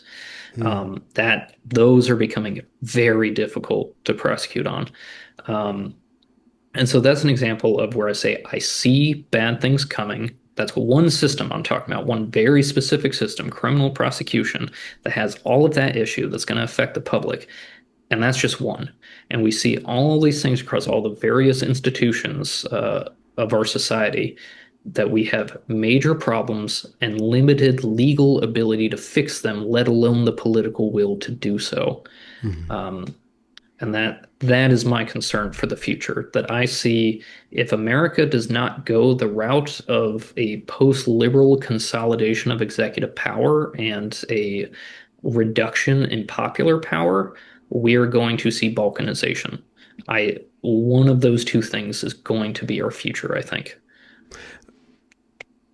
Why? Could you walk through that? I think that's the nugget of the episode. The consolidation Sure. of executive power is the left's, broadly speaking, raison d'etre, right? That's what they're rallying. No kings. Like that's the one thing that they do not want. But at the same time, popular will is not keeping the peace. So the very same people who are protesting against kings are allowing their own neighborhoods and their children's future to be swallowed up by immigrants, illegal or otherwise, homelessness, drugs, decay, decrepitude, so on and so the people are not doing what the sovereign could do. Yeah. I mean that ultimately that's the issue of consolidation of executive power. I think you summarized it almost better than I could really in that prompt right there. Hmm. Um, is that the popular will to do what needs to be done just is not there, and we can't get it focused. And even if we could get the people focused, Congress is useless right now. It is a body of social media influencers. They are achieving almost nothing worthwhile. We Yeah. get about one bill per president that actually has substantial influence on anything. Hmm. And that is not an effective rate. What did you Um, say about the oh sorry the parliament? If you want something, go to the parliament. What was the phrase you used? oh, is Ben Franklin say you can I'm paraphrasing. He said it more eloquently, but basically you can always count on Parliament to do the wrong thing. Yeah, Oh, that's you what can it was. always count on Congress to do nothing. When faced with the choice between the wrong thing and the right thing, you can always count on Parliament to do the wrong. That's what Ben Franklin said. And the Yeah, and that's Congress to where do no thing. Yeah, that yeah, was when a I failed when I joke. was a kid, it was even into my young adult, it was kind of a pithy thing to say that something was impossible by saying you need an act of Congress to get it done. I feel like that is even worse today. That is, I mean, I again kind of pithy and relatively vulgar. I guess I should ask if you don't mind me saying a bad word on your stream. So one of my Twitter things a couple months ago was saying that I voted for mass deportations and a whole bunch of other things. All I'm getting out of this Congress is Nancy Mace's tits. Like, why is this happening? Yeah, yeah, It's utterly absurd how useless our Congress is right now. And so and one of that is my public sovereignty. That's Yeah, popular that's the result of sovereignty. popular sovereignty because, well, popular sovereignty as far as a republican system goes, because you funnel all of the power of the people into this elected group of people, and all they care about, all they have time for is continuing to get elected, basically. Yeah, yeah, Um, and yeah. that's why one of my favorite initiatives right now in the legal world, and I don't know that's going to happen, but I really hope for it, is something called non-delegation doctrine. I don't know if you've heard that term at all. No, I haven't. So I'll start from the beginning. Again, forgive me for going off on a little bit of a tangent here, but I think this is I very love it. relevant to the consolidation of executive power. So the way Congress governs generally is they delegate a lot of their rulemaking authority. Say the EPA is the best example right now. So Congress says we need environmental regulation. How are we going to do this? Well, let's create an agency called the EPA, and we're going to give them what in legal terms, as a term of art, we call it an intelligible principle. And that Hmm. intelligible principle tells the EPA how Congress wants them to govern. And then the EPA itself uh, decides what rules to publish that basically have the same force of law. And see, a thing in law is you always have to justify on what authority does this rule derive. Ultimately, in America, the Constitution. The Constitution is the legal system's God in America. Hmm. So The Constitution creates Congress, gives them these powers. Congress, pursuant to the powers in the Constitution, passes a law. The law then says, EPA, pursuant to our powers, we delegate to you a rulemaking authority. Now you have a regulation, and in the Code of Federal Regulations, you have these various rules that if you violate, the EPA can enforce. And if you want to fight it, they can take it to the courts, and the courts will enforce it as if it is law, so long as that chain of authority checks out. And that's delegation. That is how our country functions right now. That is the bureaucracy. Non-delegation doctrine is something the Trump administration has been kind of chipping away at making happen. The court has signaled that they're willing to consider going that direction, but they haven't gone quite all the way there yet. If you hear about CFPB cases, that's one of Trump's favorite vehicles for attacking this. And I wrote a Twitter thread about this. I guess people want to go on Twitter and find my thread. I can repost it after you publish this video. But yeah. I wrote a thread about why does Trump have such a beef with the CFPB? Well, because it's an excellent vehicle for attacking the delegation powers of Congress. The EPA has been another one that he's attacked that through. But the bottom line is that the courts of the New Deal created a lot of room for Congress to delegate things, and specifically delegate their power to agencies not subject to executive authority, like the CFPB, the FTC, the Federal Reserve, all of that. And so they're chipping away at that kind of top level of authority. It needs to at least be subject to the president's authority, right? Like, that's kind of how they're starting down this trail towards non-delegation. And they've been successful so far in, I think, several agencies. And the key case that the Supreme Court has to consider overturning before we can even get to non-delegation doctrine is Humphrey's Executor, which is the one that allowed Congress to create the FTC as a organizational body in the executive branch, not subject to the president's direct supervision. Now, Humphrey's Executor was reviewed a little bit in a 2020 case called Saylor Law v. CFPB. And in that case, the court basically resolved that Humphrey's Executor is still good law for agencies that resemble the FTC in 1935. Well, the FTC in 1935 had no delegated powers. They couldn't create rules. They were an advisory body. And so if you want to create an advisory body that the president can't fire the head of, by all means, go ahead. It's just an advisory body. It's basically an extension of Congress at that point. But if you create an executive agency, that head has to be subject to the president because he's the one who has the authority. And so that's the battle that's kind of percolating right now, but is chipping away towards what I hope is the fruition of a non-delegation doctrine, which is to say Congress doesn't have the power to delegate rulemaking authority.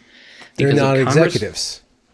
Exactly. They're not executives, and actually similar to the way the president's authority is, all of these administrative agencies are consolidated in the president's person and his office. Rulemaking authority is consolidated in Congress's persons and offices. That no one else gets to come up with law because it doesn't go through bicameralism and presentment. It doesn't get voted on by two houses and subject to the president's review and veto. And so non-delegation doctrine is the idea that these rules, if Congress thinks they're good, if federal laws need to exist, Congress needs to actually hash it out and enact it. They don't get to just vaguely say, we created an agency that should satisfy the people. Here's all the authority. Go do it for us so that we can focus on electioneering. And so my dream is to live long enough to see non-delegation doctrine. That will fundamentally change this country. And I will say the repeal of the excuse me, I'm blanking on my term right now. The Chevron. The Chevron doctrine, or I think I'm misnaming the term, but the Chevron case. The overturn of Chevron was a massive blow to the administrative state, because now we don't default to assuming that the rules you created are in fact in line with what Congress wanted. Now we start from scratch. Is this actually what Congress enabled you to do? That is a big step towards non-delegation. Could you talk a little bit about that case? Yeah, so I don't remember all the facts of it. That's not too important. But the bottom line is the Chevron case from decades ago basically establish a rule that when somebody sues over a federal regulation, the court presumes from the beginning that it is valid so long as it adheres to the intelligible principle. Well, we overturned Chevron sometime last year, if I recall correctly. And now courts basically get to review these regulations de novo, completely new, from scratch. Is this legal? Does it actually conform with the statute and power that you were given? Okay. And that is a tremendous change. Administrative law is one of the areas of law that nobody pays attention to, but it has a massive impact Hmm. on how people actually live in this country. And the overturn of Chevron is probably the biggest movement in administrative law in years. The what there's this guy Curtis Yarvin, Mencius Moldbug. He wrote some things Vaguely back in the familiar day. with him. Yeah. But one of the things that was very impactful to me reading him was his kind of snarky, probably maybe cartoonish. I don't know how accurate it was, but the way that he spoke about FDR and the creation of the modern American state and his analysis of how power actually operates kind of opened my eyes to, there's this executive and this Congress, and then there's these judiciary. It's like, no. There's the Congress, and then they delegate all the power to these agencies that one president set up years and years and years ago that are just running on their own. And no matter what president we throw up there, those agencies have all the power. And all those agencies and all the people who actually write the laws, the people who we vote to write the laws, they just sign the laws. They don't actually even read the laws. It's all this huge deep state, this cathedral that's in cahoots with all these other things. How did, in your telling, how did Congress outsource, or why would the executive branch and Congress outsource power to these non-elected professional, the expert class? How did all the power leach into these lettered agencies? So I'll be upfront that I'm theorizing when I answer this one. I Okay. don't know all the detailed history. I know quite a bit of the history, but I'm not going to pretend I know everything in every detail. And unfortunately, when we're talking about these kind of things, we really are talking about very detailed history. How Yes. administrative agencies, how did the power end up with that bureaucrat's chair? Yeah. That's a But it very specific happened. question. Our Yes. government created implements of power that are unaccountable. Yeah. So my theory of how and why that happened is that for political reasons, Congress could not act on every little thing, and they didn't want to leave it in Congress's hands if Republicans ended up controlling a House of Congress during FDR's terms. Mm. And so whenever they created these agencies, they created in a way that kept it in FDR's wheelhouse to continue steering in accordance with the Democrats' New Deal program. Okay. Now, I could be wrong, and I welcome if anybody else has a better theory. I welcome that because I'd be interested in the very fine details of that history Yeah. myself. But there was this thing called the New Deal, Mhm. which was a thorough restructuring of the United States government. A Really, thorough, everything about the United States, not just the government, but like all of our culture. Like the New Deal really was a kind of second revolution in America. Well, third, actually. You could say the Civil War and Reconstruction were the second. yeah. So really like a third major revolution in America. Yeah. But the revolution was against the people. What was it against, do you think? I mean, if we're following with that analogy as a revolution, I guess it's evolution or something. Somewhat paradoxically, I think FDR's New Deal was actually a sort of conservative revolution because what FDR wanted more than anything was to avoid America falling into Europe's problem of radical extremism, really. He didn't like communism as much as people call him communist and socialist. A lot of people like Nixon knew him and knew him pretty well at the time. He said FDR was absolutely not a socialist in any way. He hated communists. I Hmm. think it's pretty clear he wasn't that big of a fan of fascists either. Hmm. So I think what FDR was trying to do was institute a revolution that would preserve as much of America as he could against the dire conditions of the time and the extreme ideology spreading quite rapidly around the world. Hmm. And to that regard, it seems he was very successful because communism basically faded out of any seriousness in America for decades until very recently. And fascism, despite how much the left has always screamed about it, even all the way back to the days of FDR, fascism never had a serious foothold in this country. So, to that regard, he was very successful. So, it's kind of the New Deal was Hmm. kind of appeasing the masses, a radically populist, conservative revolution of sorts. To do Um, what? I mean, from this telling, from his point of view, being as generous as possible. to maintain the America he knew as best he could. That would be Okay. my theory. Yeah.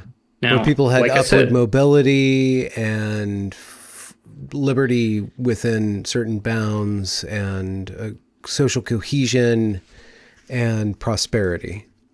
yeah, I think that would be it. Is that now I don't want to attribute too much cynicism to FDR. I'm sure he absolutely believed in the goodness of a lot of the things he was doing.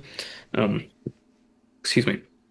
The public works programs to employ people, I think that was just realpolitik necessary. A lot of people were out of work. That big of an unemployed population, you're talking civil uprising at that point. It was a major problem he had to confront.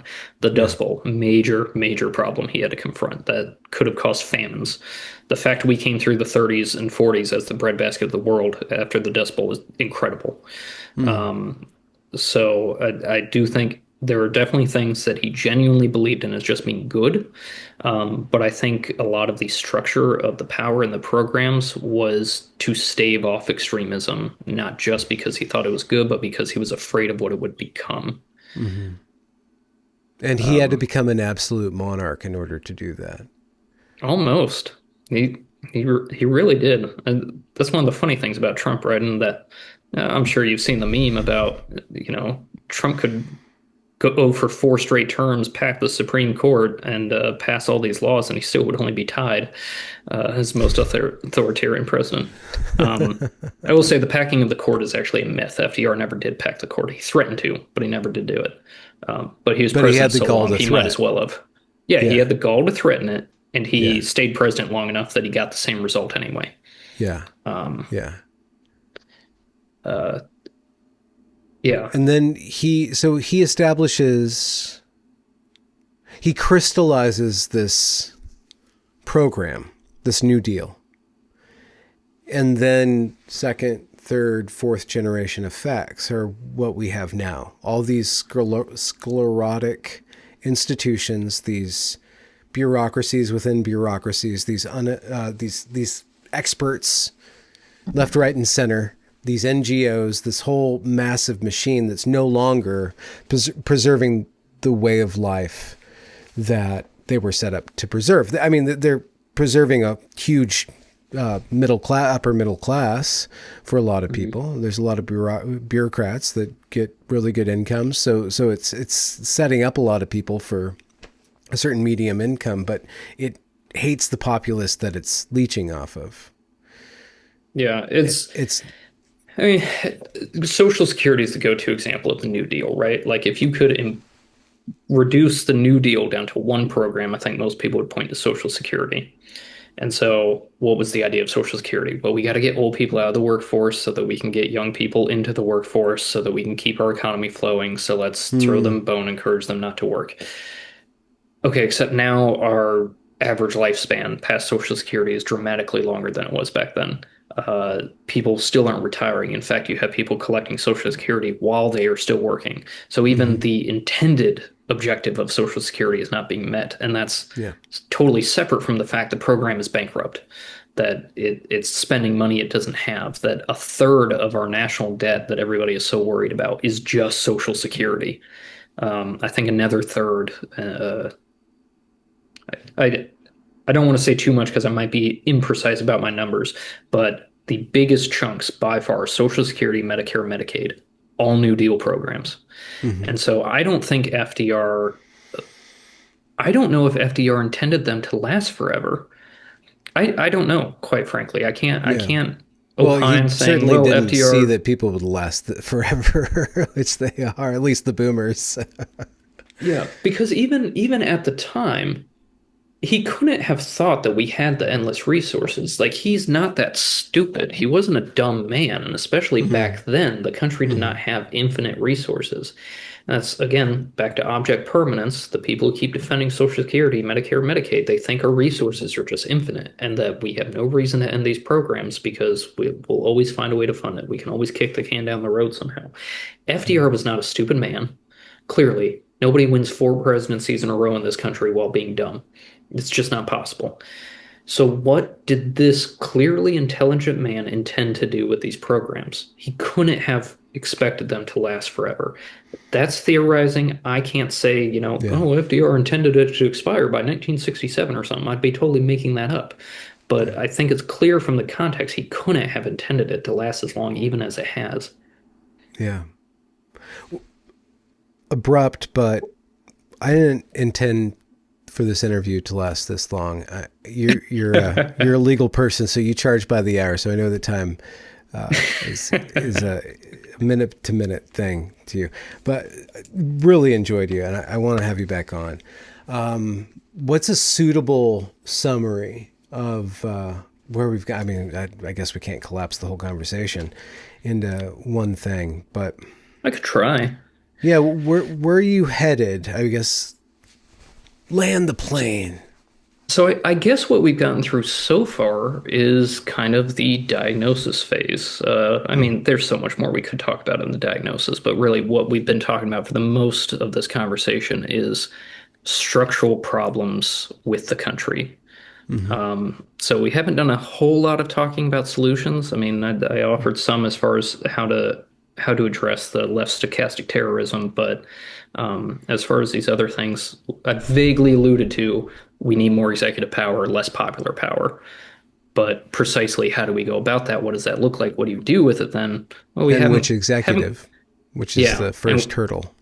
it is. I think ultimately that is the big question. Every time I point out to anyone that I'm kind of, it's more complicated than that, but if I have to boil it down to Yeah. a word, you could describe me as a monarchist.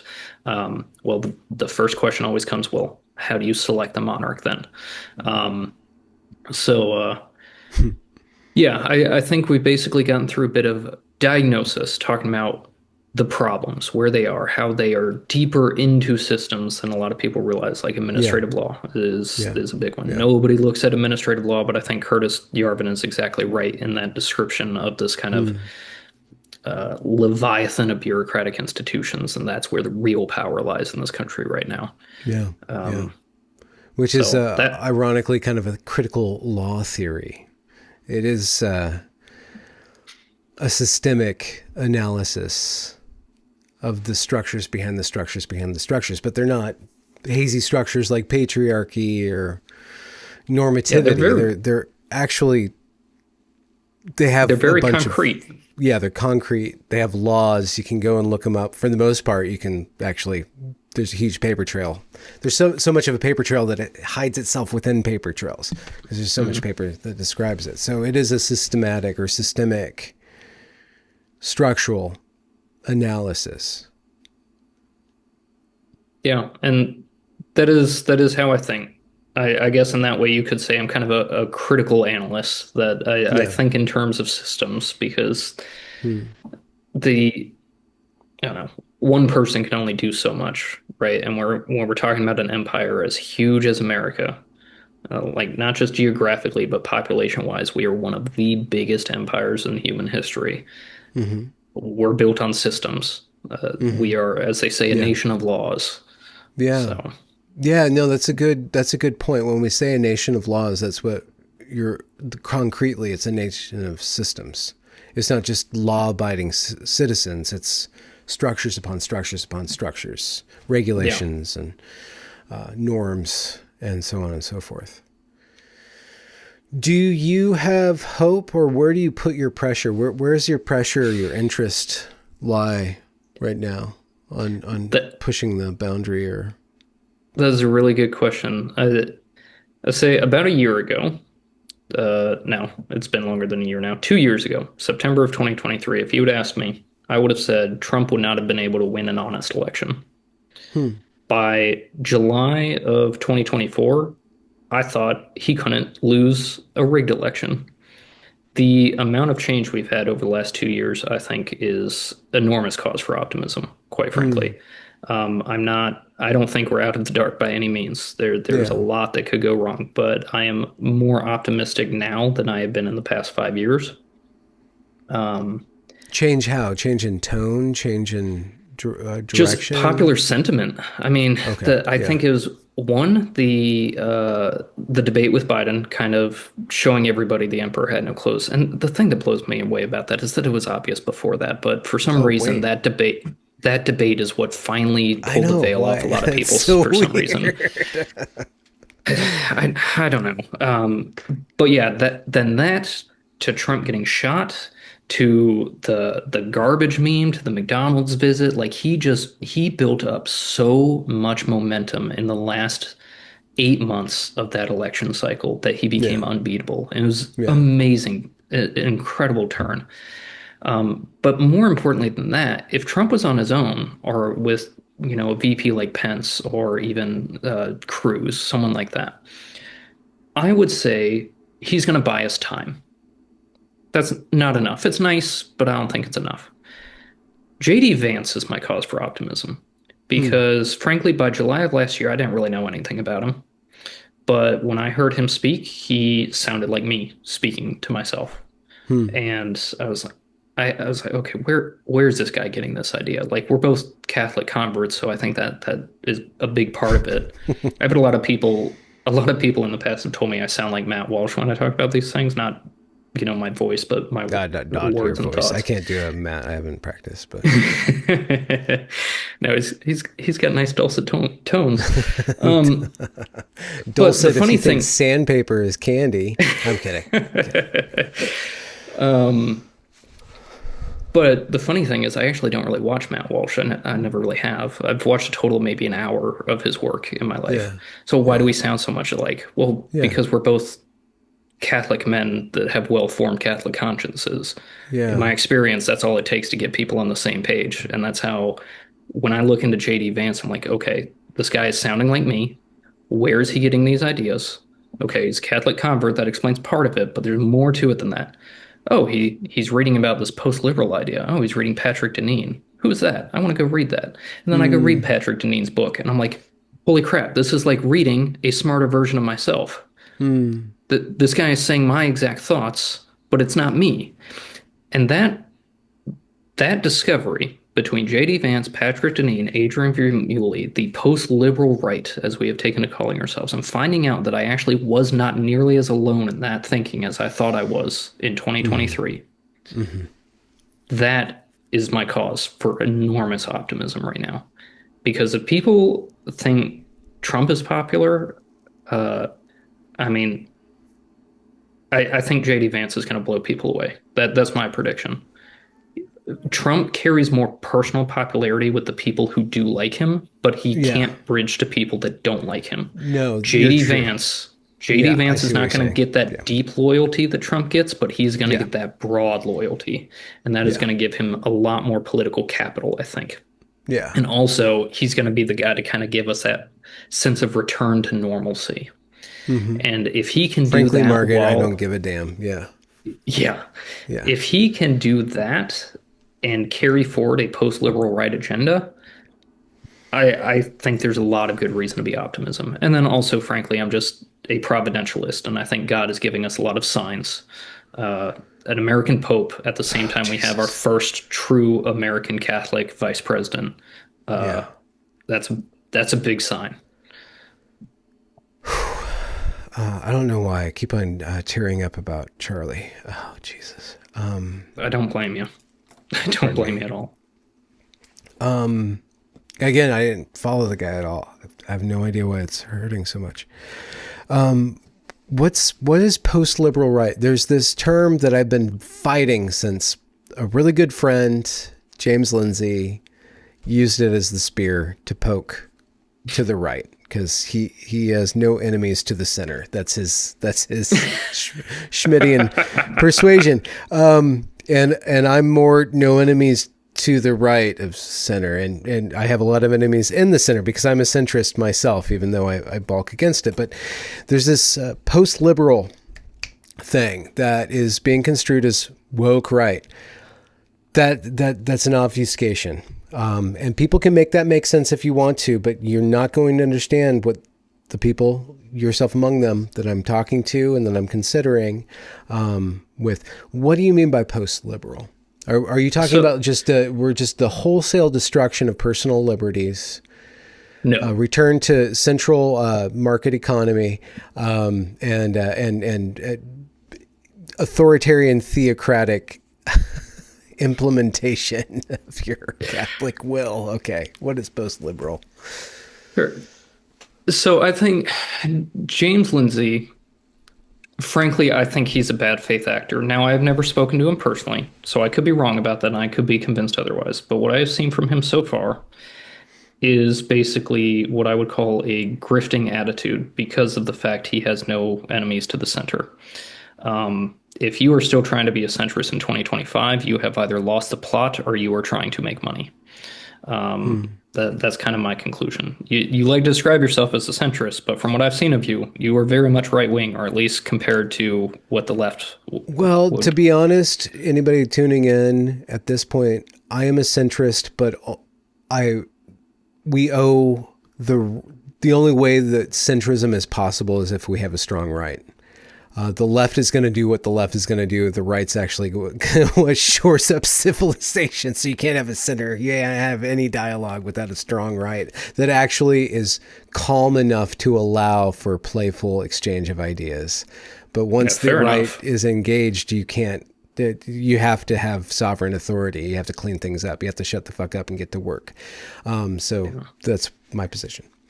Yeah, fair enough. And so when James Lindsay says people are woke right, and he accuses right wing, the woke right as he calls them, of being communists because they're collectivists, I think that is either bad faith or he genuinely doesn't understand what communism is. Because you can very much have a collectivist sentimentality without stomping on individualism. And I think that's what post-liberalism is. If you had to boil it down to a vague idea, it's collectivism without stomping all over individualism. Yeah. Now, in more precise detail, what that means could very much vary from person to person. I think Adrian and Patrick, JD, say Christian Hines, another example, we all might have very different precise ideas of what a post-liberal society would look like. But I think the general things that we're probably going to agree on is that we are looking to take the things that liberalism did get right and continue it forward and get rid of everything it did wrong.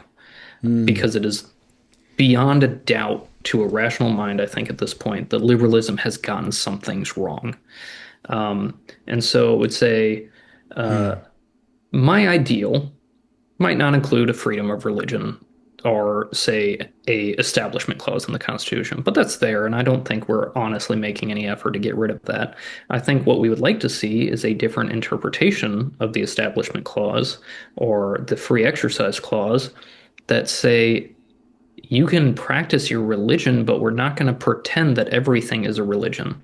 Pastafarianism is not serious. We should not be taking it seriously under the law. Satanism is not serious. If a person is serious about it, they are evil and probably should be removed from the population. Like that, there's no such thing as a good faith Satanist, right? So I think we might be encouraging reevaluations of our maxims and a revised understanding of them. Yeah, Satanist is either bad faith or evil. I mean, by definition. Yeah, I mean, that's right.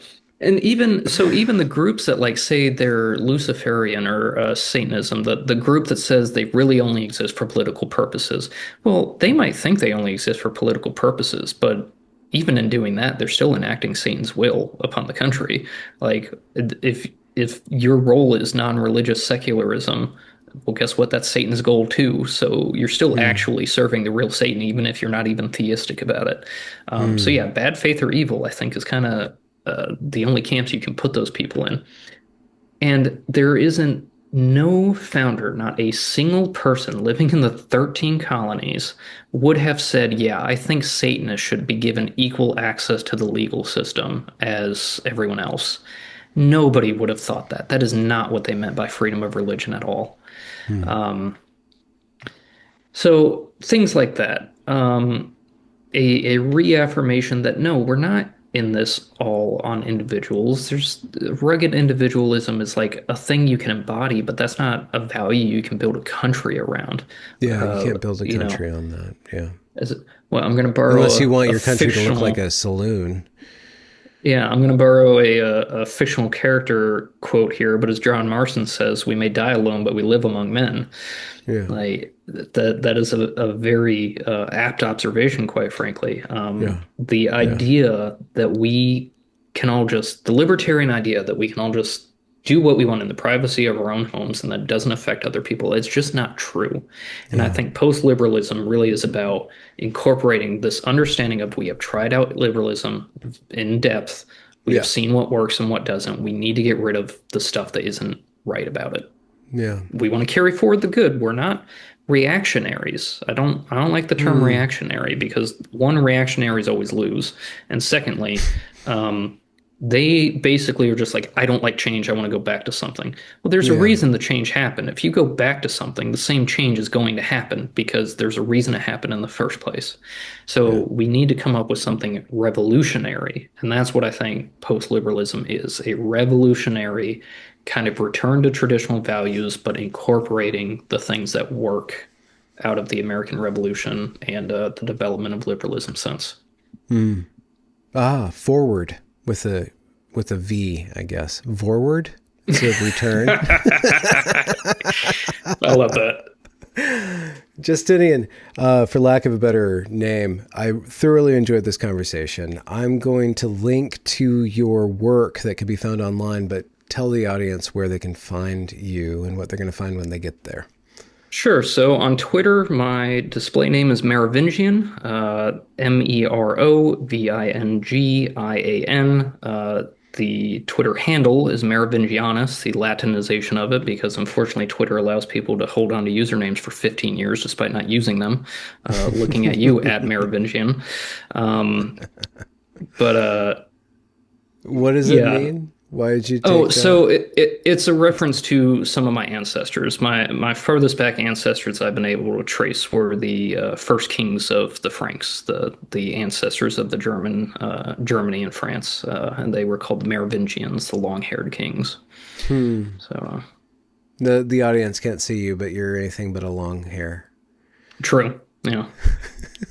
Unfortunately, I've tried growing long hair. I have a curse that my hair curls like crazy when it gets too long, and I hate it. You don't want Hate to it. throw out in court.